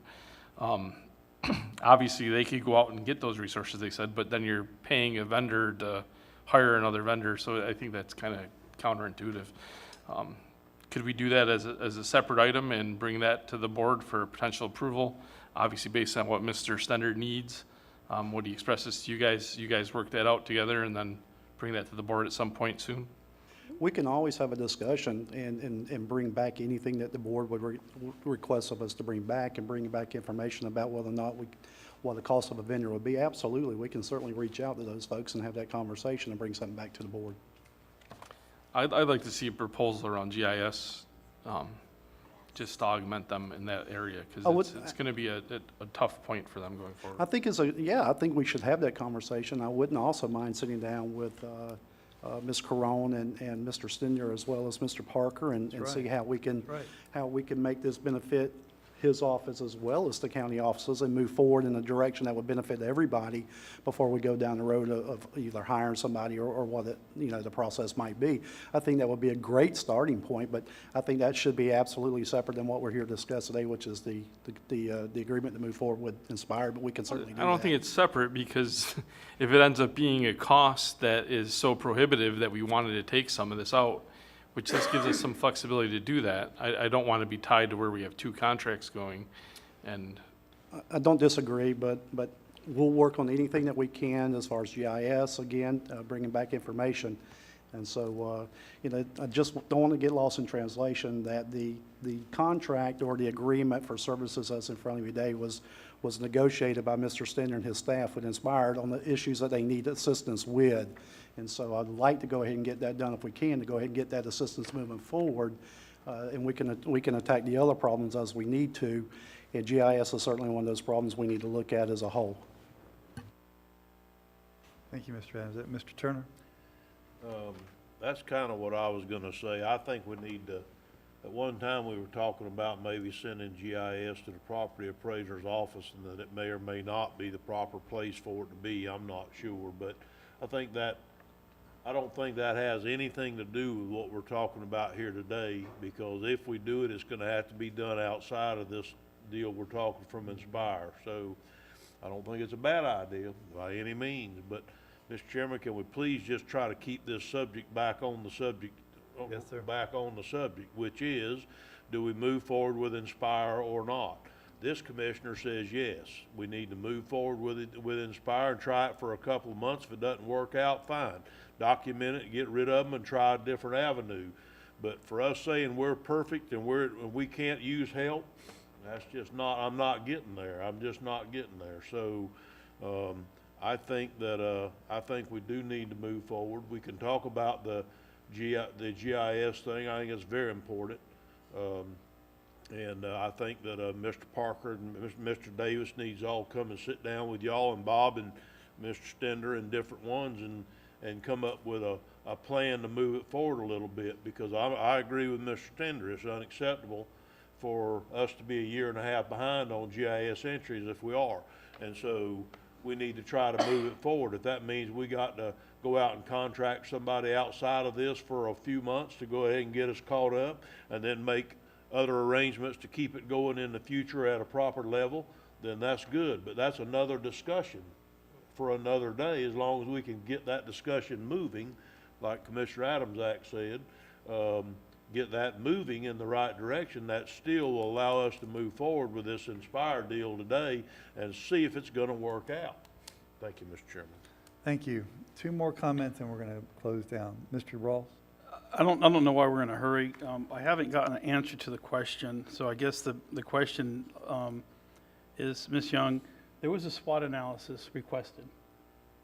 Who requested the SWOT analysis? The county administrator did, Okay. What was the reason for that? for this very discussion that we're having here today. Was there any consideration given to having a conversation with the BOCC about taking a look at what we had in place? Because we've lost employees since the original assessment was done. Instead of, I'm not questioning what you did. What I'm questioning is why we did not take a look at the time of having a conversation with our staff, looking at what resources we have available and bolstering them instead of, I can't get over the fact that we have lost valuable employees. For what reason, I don't know, because we're fixing to spend more money than we would have if we had increased the budget. Now we're increasing the budget, but we're looking, you talking about a threat? A threat is us privatizing a part of our IT. A threat is us going down a rabbit hole that we may not be able to recover from, bringing people in here that take us in the wrong direction, and next thing you know, we lose more staff, and we're beholden to a private entity. I don't like this. I'll be voting against it. I think this is the wrong timing. I think we need to have a more vibrant conversation and not just, I feel like this is being rammed down my throat. I don't know why administration stepped out on their own without consulting with us. I think we should have been the one to give direction, or at least direct this at some point. I don't like the way this feels. The whole thing has been coming way too fast for me. I don't like the fact that I don't have answers from 2 weeks ago, so I absolutely do not support this. Thank you, Mr. Rawl. Mr. Pickens, final comment? Yeah, I just want to make a comment. I was thinking that with the help with HR and then with Inspired, that they're going to move you forward to try to get you to where you're in line with your strategic plan. Is that correct? To where you're moving forward with the strategic plan that you want, or the way you feel that IT needs to move forward? Is that what these people are going to help do? Yes, that's the goal. That is what we are looking for with Inspired, to not only bring us up technology-wise, efficiency-wise, but also to meet the goals of the strategic plan. Okay, will they make suggestions? Because there's going to be probably a cutoff time where we're done with these people, and they'll say, okay, this is what needs to be done. Bob said this needs to be done, and it's up on us to figure out how to fund it. Correct. Okay. Yes, All right. there will be suggestions and best practices shared for not only security, but also policy making as well. All right, thank you. Commissioners, what's your pleasure? Mr. Chairman, I think we need to move this forward for approval. Okay, got a proper motion by Commissioner Turner, I'll second it. second by Commissioner Pickens. Any further discussion on the motion? Hearing none, all in favor? On the motion? Yeah. Okay, I'm going to vote yes for it, only because I think there is a dire need right now in our IT department to get him some help. And as long as it's under his direction, what's being done, and I guess with the new director as well,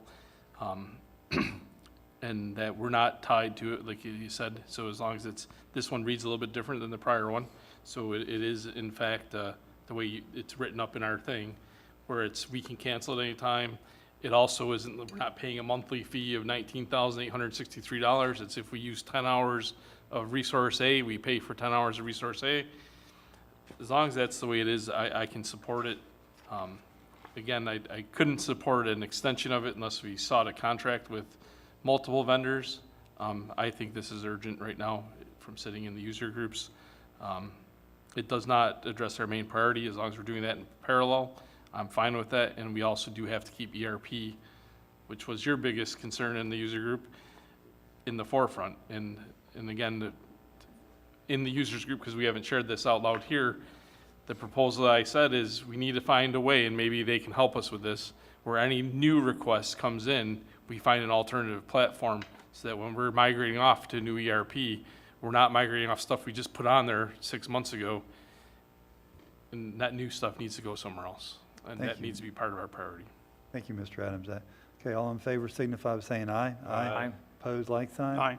The ayes have it, thank you. We move this proposal. Actually, we just voted on it, so we don't need to move it to a full board. So we're done with that. Next item on the agenda is IT redistricting. You also have an update in your packet that was emailed out to you. Who's got that? Mr. Sender, you got that? Or is that Sarah, or?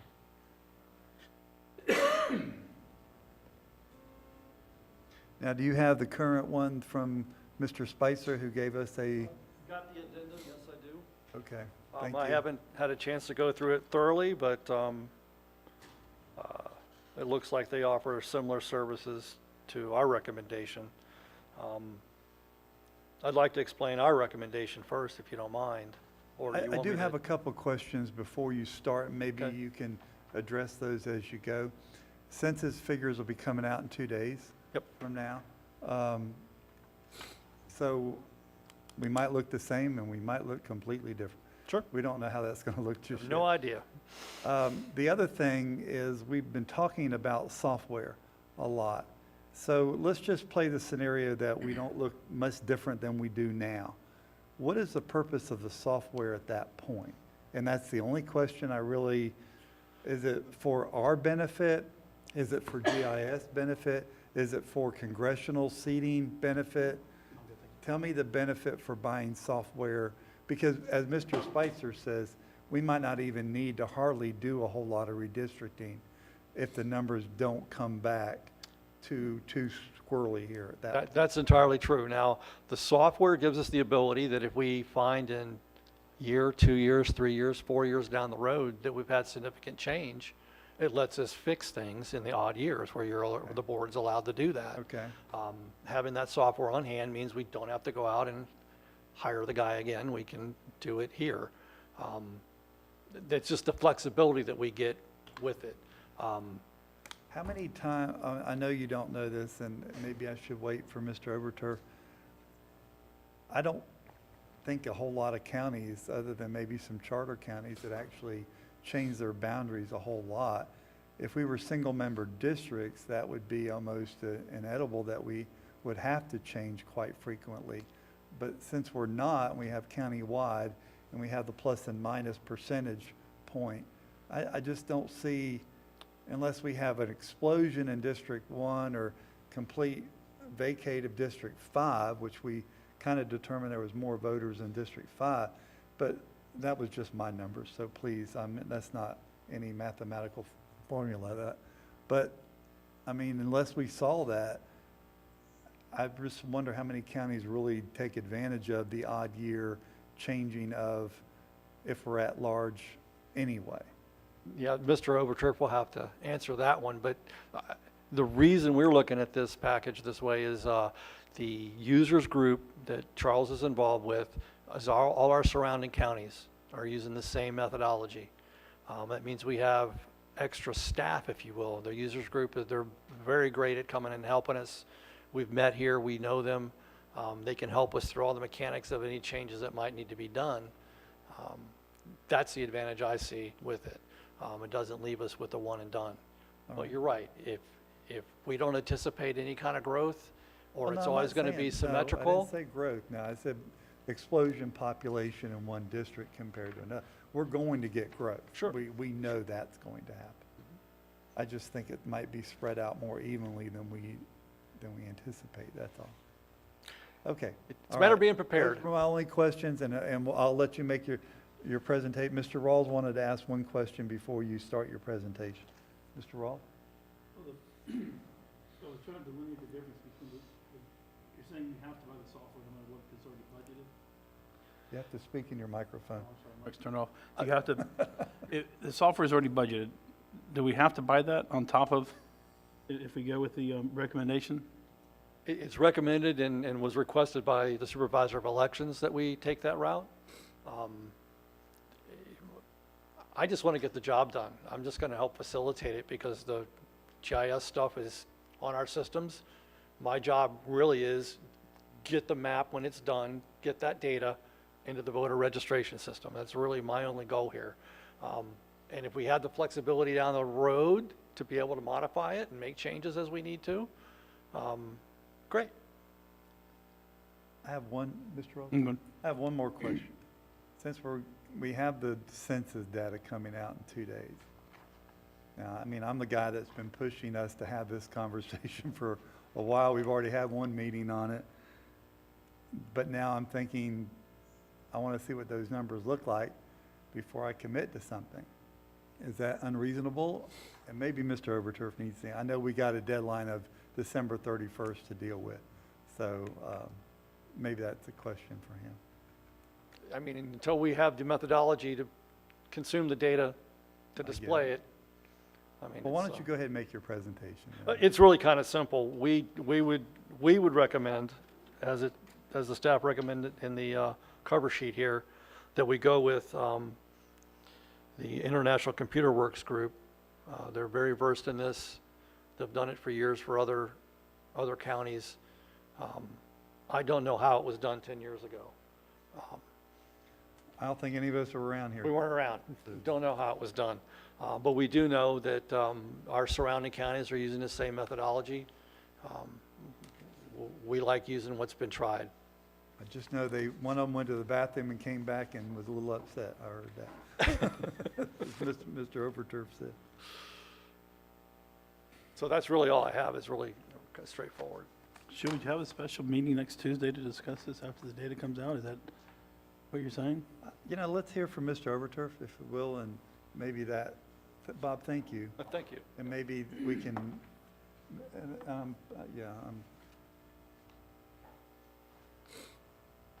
Good afternoon, Mr. Overturf. Good afternoon, gentlemen. Yeah, we've looked at it. Staff has called, Duval's using it, Nassau, Clay, St. John's, Flagler, and Alachua, so everybody around us except Marion County. And the reason that's an advantage is because if we run into a problem, their IT people have already said they will be willing to come over and help us, since we don't currently have anybody that has ever done that before. You asked about 10 years ago, one of my staff members that has retired, Carolyn, had come from the property appraiser's office to the elections office, so she had the experience, and she was one of the ones that did most all of that work. But we don't have anybody that I'm aware of currently, so that's why we're reaching out. We believe this is the best because it will get us a consultant besides the GEO software. And the reason that is important is because right now all of our election data is on street ranges, and we're wanting to go to the point system, which is what the federal government is telling us to do, Homeland Security. And so that's one of the advantages. Once we get this equipment or the software, then we can use it continually, as Bob has said, for future projects. You all ran into that road deal the other day where, you had wanted to change the name of that road.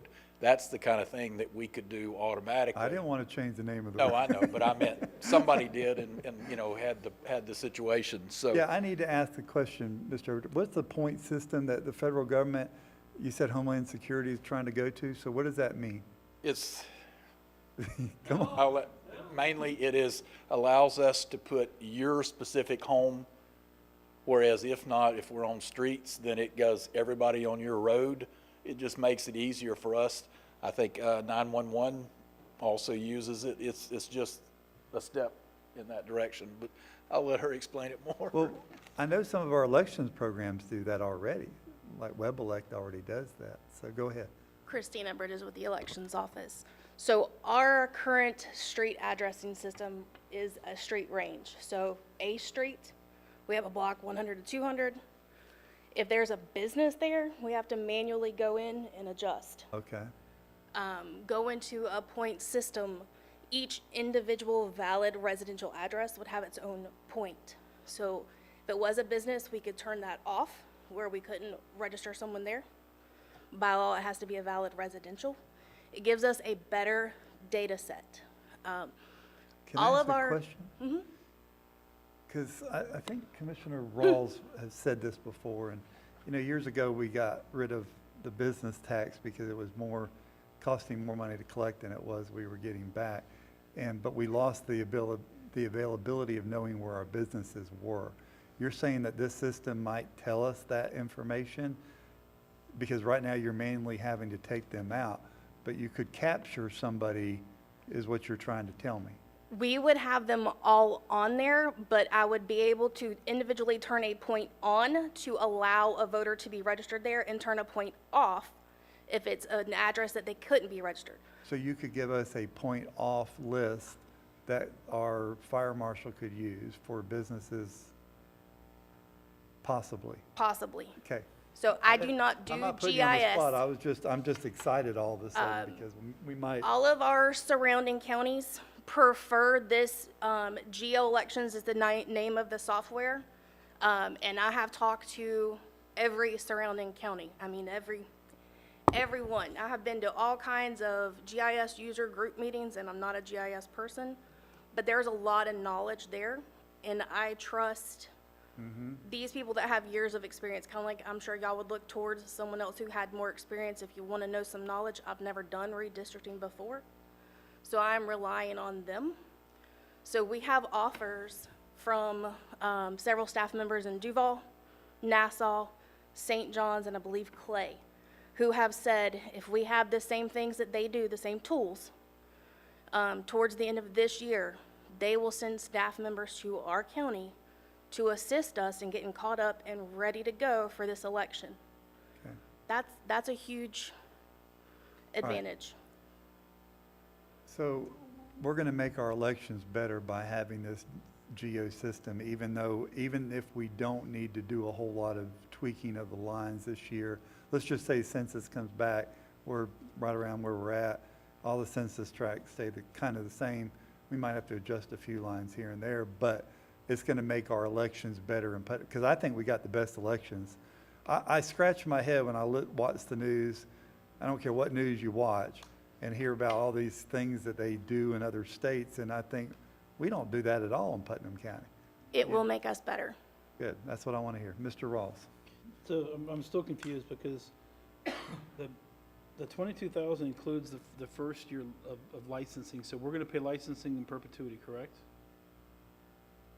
No, I don't think. It says the first year costs include your software licenses. Well, I'm sure What, there's probably a renewal or upgrade or. is this something you're gonna budget in your budget from now on? If we pay for this up front, I are we paying? believe the yearly cost after that is around $3,500. Yeah. I Okay. believe.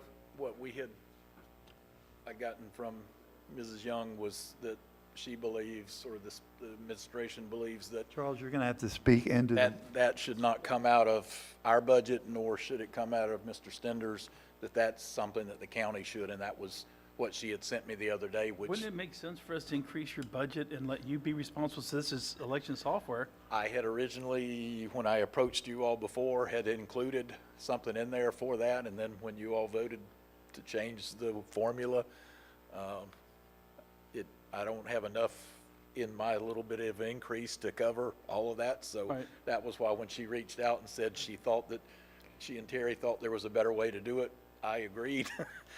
But we also said if there was an anomaly, and elections was we knew that was going to happen. I think this should stay with you, but your budget should be increased to, instead of us paying for it, you pay for it, but we increase your budget to include that, because this is elections driven, and next year, you're gonna need $3,500 to renew the license, and the year after, and the year after, and the year after, because you're not. 37. Or 30, yeah, whatever, but you'll need that money in perpetuity, and then it just sets up a situation where you have to keep coming back to us every year saying, oh, by the way, I need y'all to cover this, and God forbid it ever slips through the cracks, and, Again, whatever you all come up with is fine, it's just, there's no doubt there is an amount there that we're gonna have to do, regardless of whether it's you all, us, Mr. Stender, Julianne, that kind of thing. I mean, so you need $41,000. Yeah. Okay, are you done? Yeah, are we taking action to this now? We're look at the data and then come back and talk with it later? That's what I want to ask that question before I turn it over to Mr. Turner. May I? Yes. If we go ahead and get this software, we could go ahead and start aligning our system, transferring from our street ranges to points, which whenever we get the redistricting data and it's finished, will be better and more efficient coming into our system. We'll already be aligned and on the same pathway. Do you need the money in this year's budget or the one that we're fixing to approve? You need money, you need Right now, additional, now you would need be this great. additional to your current budget They then. need this now. Ms. Young? So my recommendation was that you only have a one-time purchase of the large purchase. If we go with option A is 40,000. The annual, the $3,500, which is going to come, Right. my understanding is 3 years down the road, because the first 2 years licensing fee is included in option A. And so what my recommendation was, the one-time charge should really come, it's a one-time charge for everybody. It's not something he's gonna have reoccurring, it's not something we're gonna have recurring. Our money goes to him anyways. So the one-time charge, it's most logical to come out of the general fund reserves as a one-time, just like we treat capital. The ongoing $3,500, we can incorporate into his budget 2 years from now, because that'll be the first time that he needs to pay it. Gotcha. I think, if I'm reading this correctly, it's 1-year license, but you're getting 2 licenses, correct?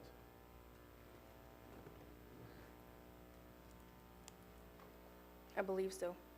So I had Emily Graham with GIS talk to the vendor. GIS is its own language. Got this. GIS is its own language, so I had our GIS professional speak directly with them. We would keep the geo-election software.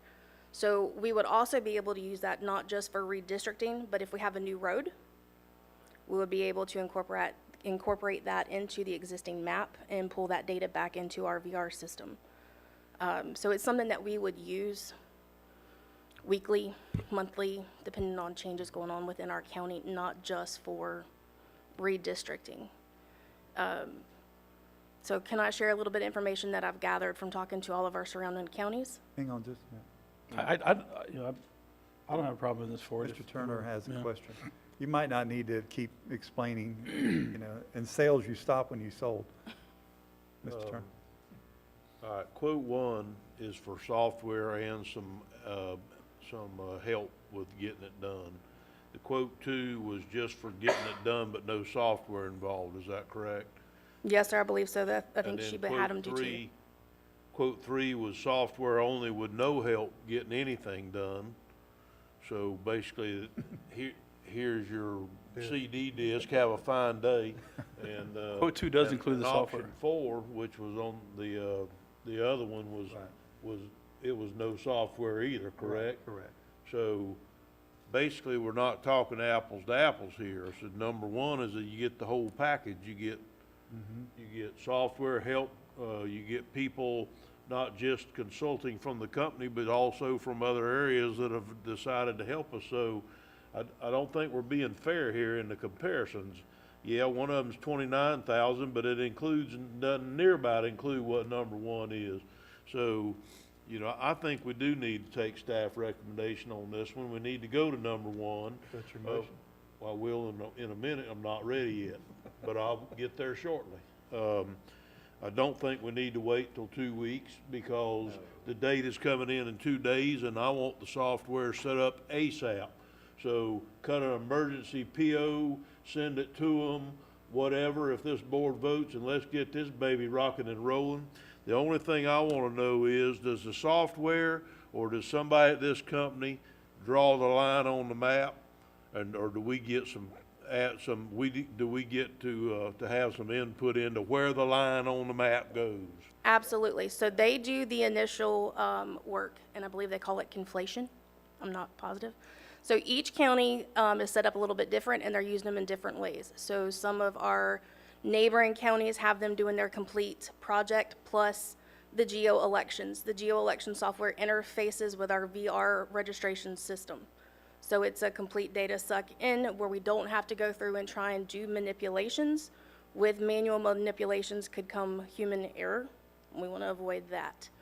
My only point is we want to make sure some unintended consequences don't happen, and so Yes. like a line gets drawn somewhere that would be on the other side of a commissioner's house, and all of a sudden he can no longer be a commissioner. I mean, No, they would do the initial geocoding. They would we take, want to make sure none of that kind of business goes on. We want to see where the lines are drawn. I'm very uncomfortable having somebody I've never met before on a keyboard in Indiana deciding where the line's going to get drawn on the map in Putnam County. Terry, just remember, you all are the final say-so. That's right. We can all come up with something, but you will be the final one along with the school board because they are involved in it too. They have a Right. say-so about these lines and they have to agree to it. So you'll be the last ones to have By it. And- statute, we are the people that drive Yeah, but the school board is train. in statute also. They have a right to, they're part of it. Well, I do think we need software, and I think we need it ASAP. Don Hersey, too, before you know Don well, I'm sure, told me that him and John Eubanks one time sat around on his living room for 3 days and moved little cards around on the floor with where the lines were in yarn, around there trying to get the right number in the right district and moving the yarn around. So I realize they're both really old, but So we have better ways to do Eubanks this is now. gone. Well. And one of the advantages of going to the I points appreciate them going to that is extent. we are specific with those numbers so that way, whenever we come up with whatever each district is supposed to have as close as we can, then that's when you can manipulate it a little bit and say, if we add this subdivision, okay, now we've added 48 new people, you know, things like that. So that's why it's important to have the software. Okay, I you will sold make one me- comment, Larry. I know you said about 2 days. I've been told that it's still going to be September.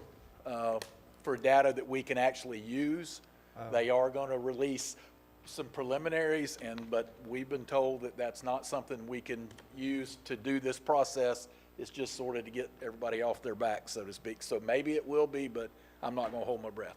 Well, as soon as it comes out, I hope we'll get a review, get it to Right. start reviewing. Oh, yeah, right. As far as district numbers anyhow. And it's like you said, unless. Mr. Chairman, I move, are you ready? Yes, sir. I move that we authorize a purchase of quote number 1 and get it moving. Got a proper motion by Commissioner Turner to go with quote number 1. Second. Second by Commissioner Adamsack. Any further discussion on the motion? Hearing none, all in favor signify by saying aye. Aye. Opposed, like sign. The ayes have it. Thank you. Thank you. Okay, let's go to Commissioner comment. And we'll go to, start over far right, Mr. Adamsack. I guess in reference to Commissioner Turner during his comments last meeting, we talked about the mowing, and some of what we've been hearing about the ditches is similar. And I don't know how we solve this problem, but we need to figure out a way to whether we have some incentive to hire people to work those crews, or we up our hourly wage for those crews. We need to do something to get a second ditch crew. Because, what were you saying, Mike? You're 18 months out, 5 years out, if you did all the ditching and started today, or? If I started today, it would take me 23 years to clean every single ditch. There you go. Right. For paved road. I'll be wearing diapers by then. That's just for paved roads? That's just paved road. Can we start in District 1? I thought they were already there.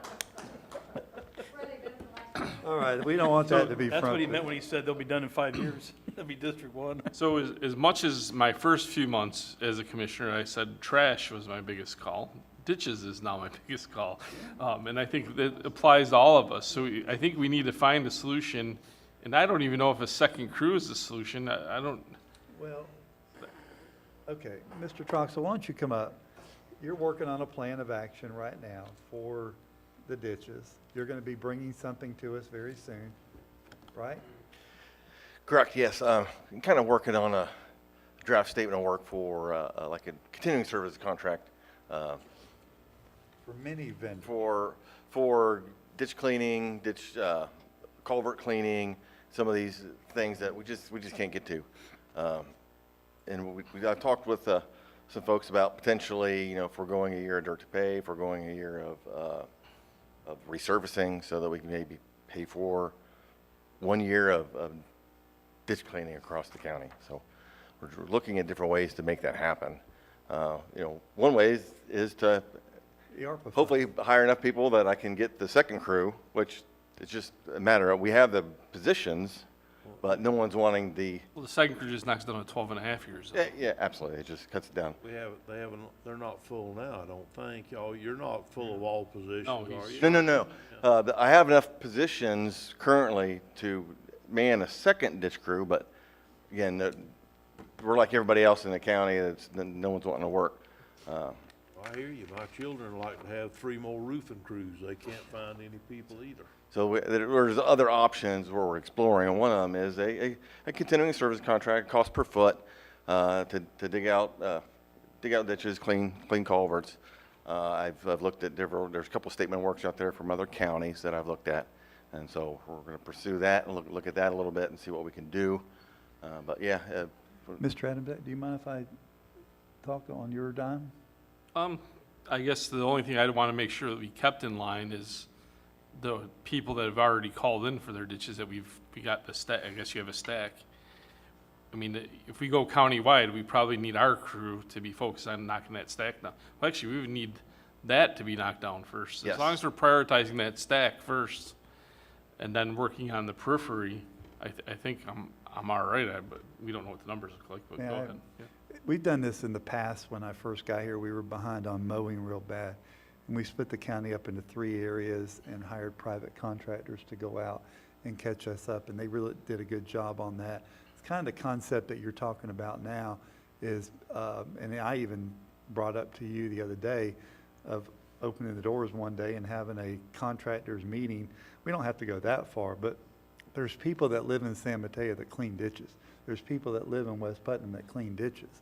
And if they would stay in their area, they could probably do a lot of ditch cleaning that we need. Luckily, the MSBU's out there are already doing their own ditch cleaning, so that's really not, we're not seeing a lot of that problem. We're seeing some, but they're maintaining better than we are because better than they're non-MSBU's. focused to a So single area. I think if we could, you're going to bring us that list, and then we're going to be able to talk about what kind of funding source. Maybe it's reserved, maybe it's ARPA funding. Who knows what it could be? But if we could use ARPA funding out of that for ditches and drainage, you know, that's infrastructure projects. So, you know, so there, you still have the floor, Mr. Adams. Like, I just wanted to give you that. And kind of like the water comment I made earlier, if we were doing a county-wide project to serve everyone with ditches, I would probably be all right with ARPA for that purpose. Again, because it's spread across Right. the entirety of the county and Well, could keep serve. in mind that the MSBU's already are doing that, so that wouldn't be affected to them, but they'd still benefit from drainage throughout the county, so. Well, the MSBU in my district is not doing well, so Okay. I will just say that. Is that all you have, Mr. Adams? Yes, sir. Thank you. Mr. Roger? Don't leave. You want to wait till his? Well, no, I wanted to, yeah, either way. Okay, we'll wait till your comment. Is that okay? Yeah. Okay, how about I call on you next? Okay, Okay. here we go. How much time have you spent or your staff spent on looking at either drainage districts or countywide MSBU for drainage, including the culvert maintenance and ditch maintenance? We, as the staff of Public Works, we have not spent any time on looking at what it would take to do an MSBU for those. We just don't have the time for that. You guys have an opinion about it? I would, yeah, I do. We would like to have one. Again, because it comes up with, with money. You can hire all the people you want, but when you have 1,000 plus miles of road that need cleaned or whatever, it needs done, and you're gonna need money to do it, whether it's in personnel or contract. And what do you think you would need to bolster your payroll to get yourself in a competitive position? Because I'm telling you right now, you're going to have to be. The cost of housing has gone stupid in Putnam County, and you're not going to get anybody for $15 an hour that's going to be able to afford to live here. Yeah, because currently, you know, starting next year, we'll go to $10 an hour minimum wage, and that's what our maintenance workers will get. And then it just goes up from there. Right now, I got a grader operator who's making $13 an hour. That's not competitive across the board. I mean, but it's hard. It's what our tax base will support. But Right what I'm saying is the city of Palatka just did a salary survey. Maybe it would benefit us to get a copy of that and take a look at that, because they have those type of positions minus the road graders. They have everything else. Have y'all looked at any kind of looked at any other salaries from other counties and compared to where they are? That it doesn't. We don't need to spend $25,000 or $30,000 or $40,000 doing a full-on salary survey when all the information is public record.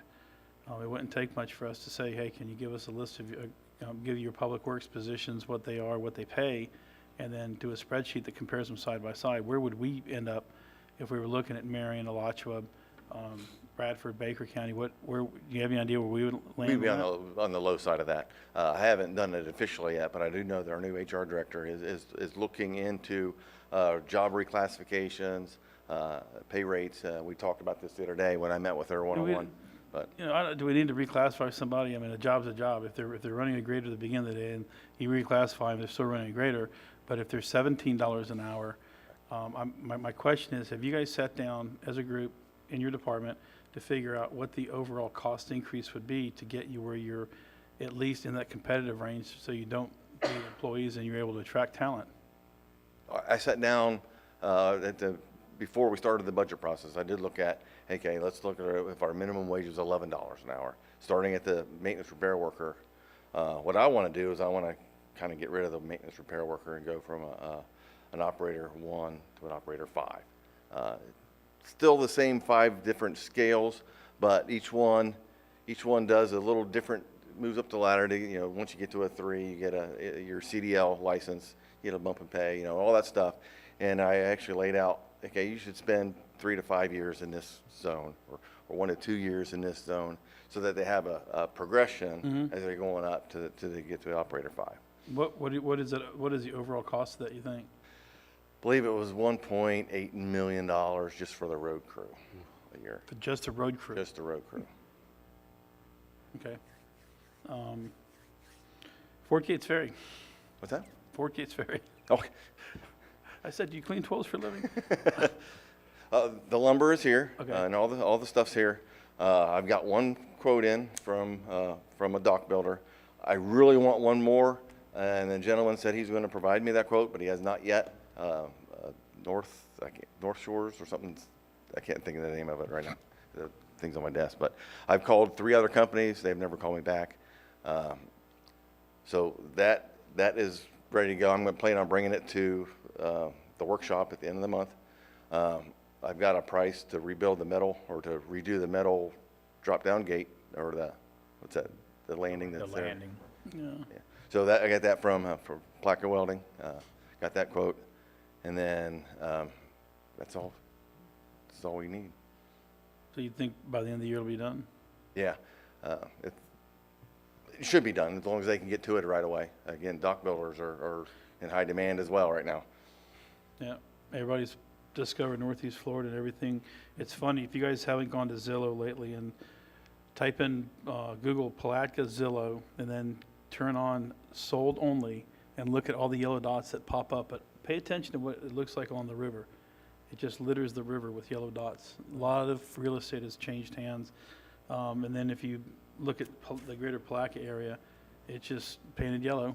And then take a look at our median home sale price. It's just ridiculous.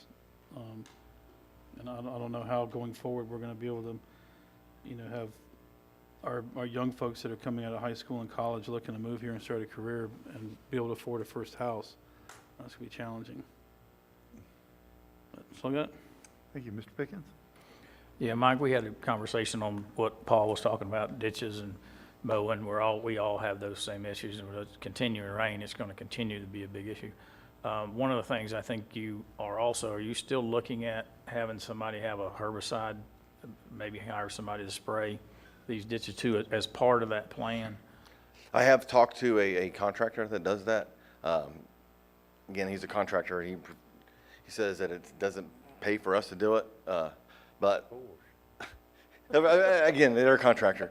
But you got to think about it on the liability scheme of things. There's a lot of record keeping, even if it is just roadside mowing. I mean, or spraying. There is a lot of record keeping and liability on the county's part to do that.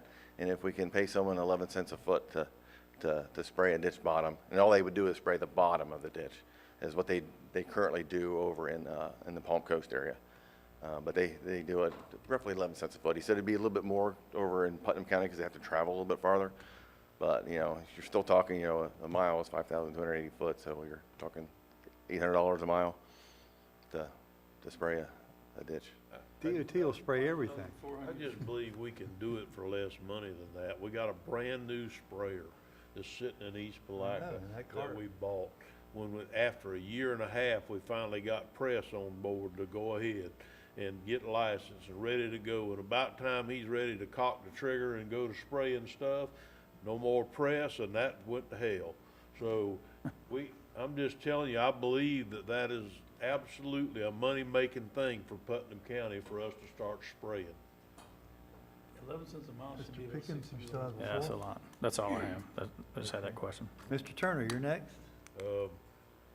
I already rung you through the ringer once a day, so you can go sit down now, sir. Okay, you don't have nothing? Sound like no, I do have something, but it's just not for him. I got something for you, so don't go too far. Go I ahead. would like an update. Would you like to go ahead? No, no, Okay. no. I would like an update, if anybody has one, on where we are with the building department software. I know that Mr. Cialfi got sick and, or whatever, I don't know what's going on, but a few weeks ago I was told it was IT. So I rained hellfire off the podium on IT and come to find out it was only partially IT. It was also, they were being used for a scapegoat as partially too. So I would like to know what in the world is going on with the year and we've already paid our second year's licensing fee and the damn stuff ain't running. Guys, please, could we do a little check-in? You can let me know tomorrow if you need to, or. We know the answer. We had a meeting on this, and we met with IT as well as the building department. They do weekly calls. They have one Tuesday morning, or Monday morning, as a matter of fact. And we're still on schedule, according to IT and the building department, that we should be rolling this thing out the 1st of September. If anything changes between now and then, I'll update the board, but as of right now, that's the latest and greatest information. But they are meeting weekly with the vendor. It only took 2 years, huh, to get. The issue was the amount of backup data that had to be integrated with the system. And that was from what I'm told by IT and as well as the building department, that was one of the largest reasons for the delay. I understand, Terry, I really do. But the update should be September. But we going in, we knew there would be a short period of time, we were told, short period of time.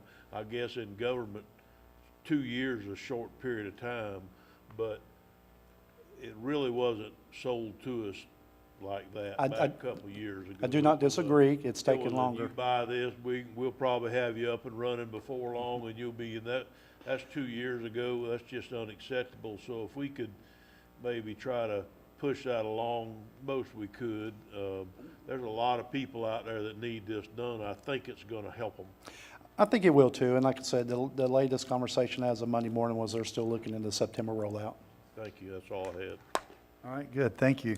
Mr. Troxel, I know we've been talking Barden Bridge, and you're just waiting for asphalt, the asphalt contractor to come out and put the layer on top. How are we going on that? I was out there yesterday afternoon. They were doing their final grading on the north, what I consider the north side of there. So they should be laying the first asphalt this week yet for that north side. I'm not sure if they should be shortly following after that south, what I consider the south side of the bridge. Okay. So we should see that coming open here in the next couple weeks, probably? That's the plan. Once they get the asphalt down, then Florida Department of Transportation come out and certify that piece of the bridge. Once it's certified on their then we can open it up, and it's unrestricted traffic. Still have the light signals up there, but any traffic can go over it. Then they'll start demoing the other side. Well, that's better than the 2 years. Yeah, we were told the end of July, so we're doing pretty good right now. Yeah, and we had weather delays. it was weather delays. Yeah, it A has lot of been. rain. A lot of rain. And I said that this morning on the radio too, guys, that, we're only about 6 inches of being over flood stage at my house. So you take a hurricane that might be coming through this weekend, coming up. There is? It just soaks the rain at 3 to 4 inches. There's one coming up the cone of concern right now. Yeah, they've had the lime rock down for weeks, Well, but that's every good. time That helps they get back, it ready, and then it gets wet, and then have to let it dry, and then Okay. Now I'm done with you. You can, okay, thank you. Thank you. I have a question that I asked the other day. Mr. Rawls, you might be able to help me with this.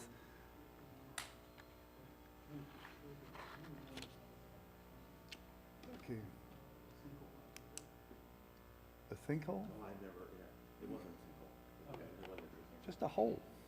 Oh, Lake Susan Road, I got a complaint at Publix today about the contractor has 2 holes out there that need to be cleaned up on, so somebody contacted me. Lake Susan Road? Yeah, Lake Susan Road, the contractor got done paving, but there's some holes they left, and would you just make a look?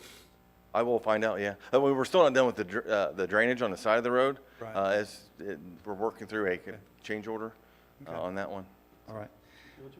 My question is animal shelter. Are we able to do our direct purchase for things for the animal shelter?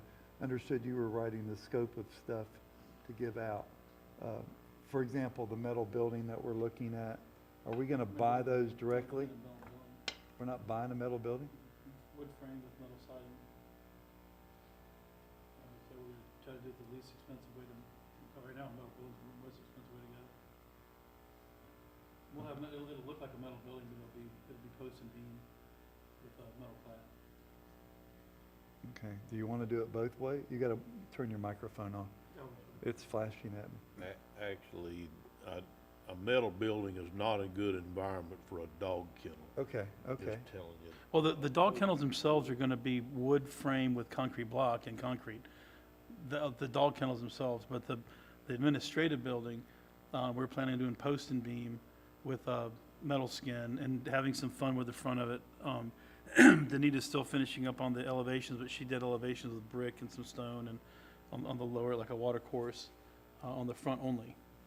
Okay, all right, good. That's all I needed to know. Mr. Attorney, any comment? No, sir, thank you. Mr. Administrator? Yes, sir, but you've already alluded to it. The pending storm that we have out there right now, we're going to have a call tomorrow with the Weather Service folks, and we'll update the commission. What time is that? Oh, I think it's 11, but I can verify that with Public Safety Grimes, and we'll do that. But other than that, sir, that's all I have. Okay, thank you. Any public comments on a miscellaneous item? Seeing no public comments, this workshop will stand adjourned, and I'll see you at 5:05 to wrap up the Board of County Commission meeting.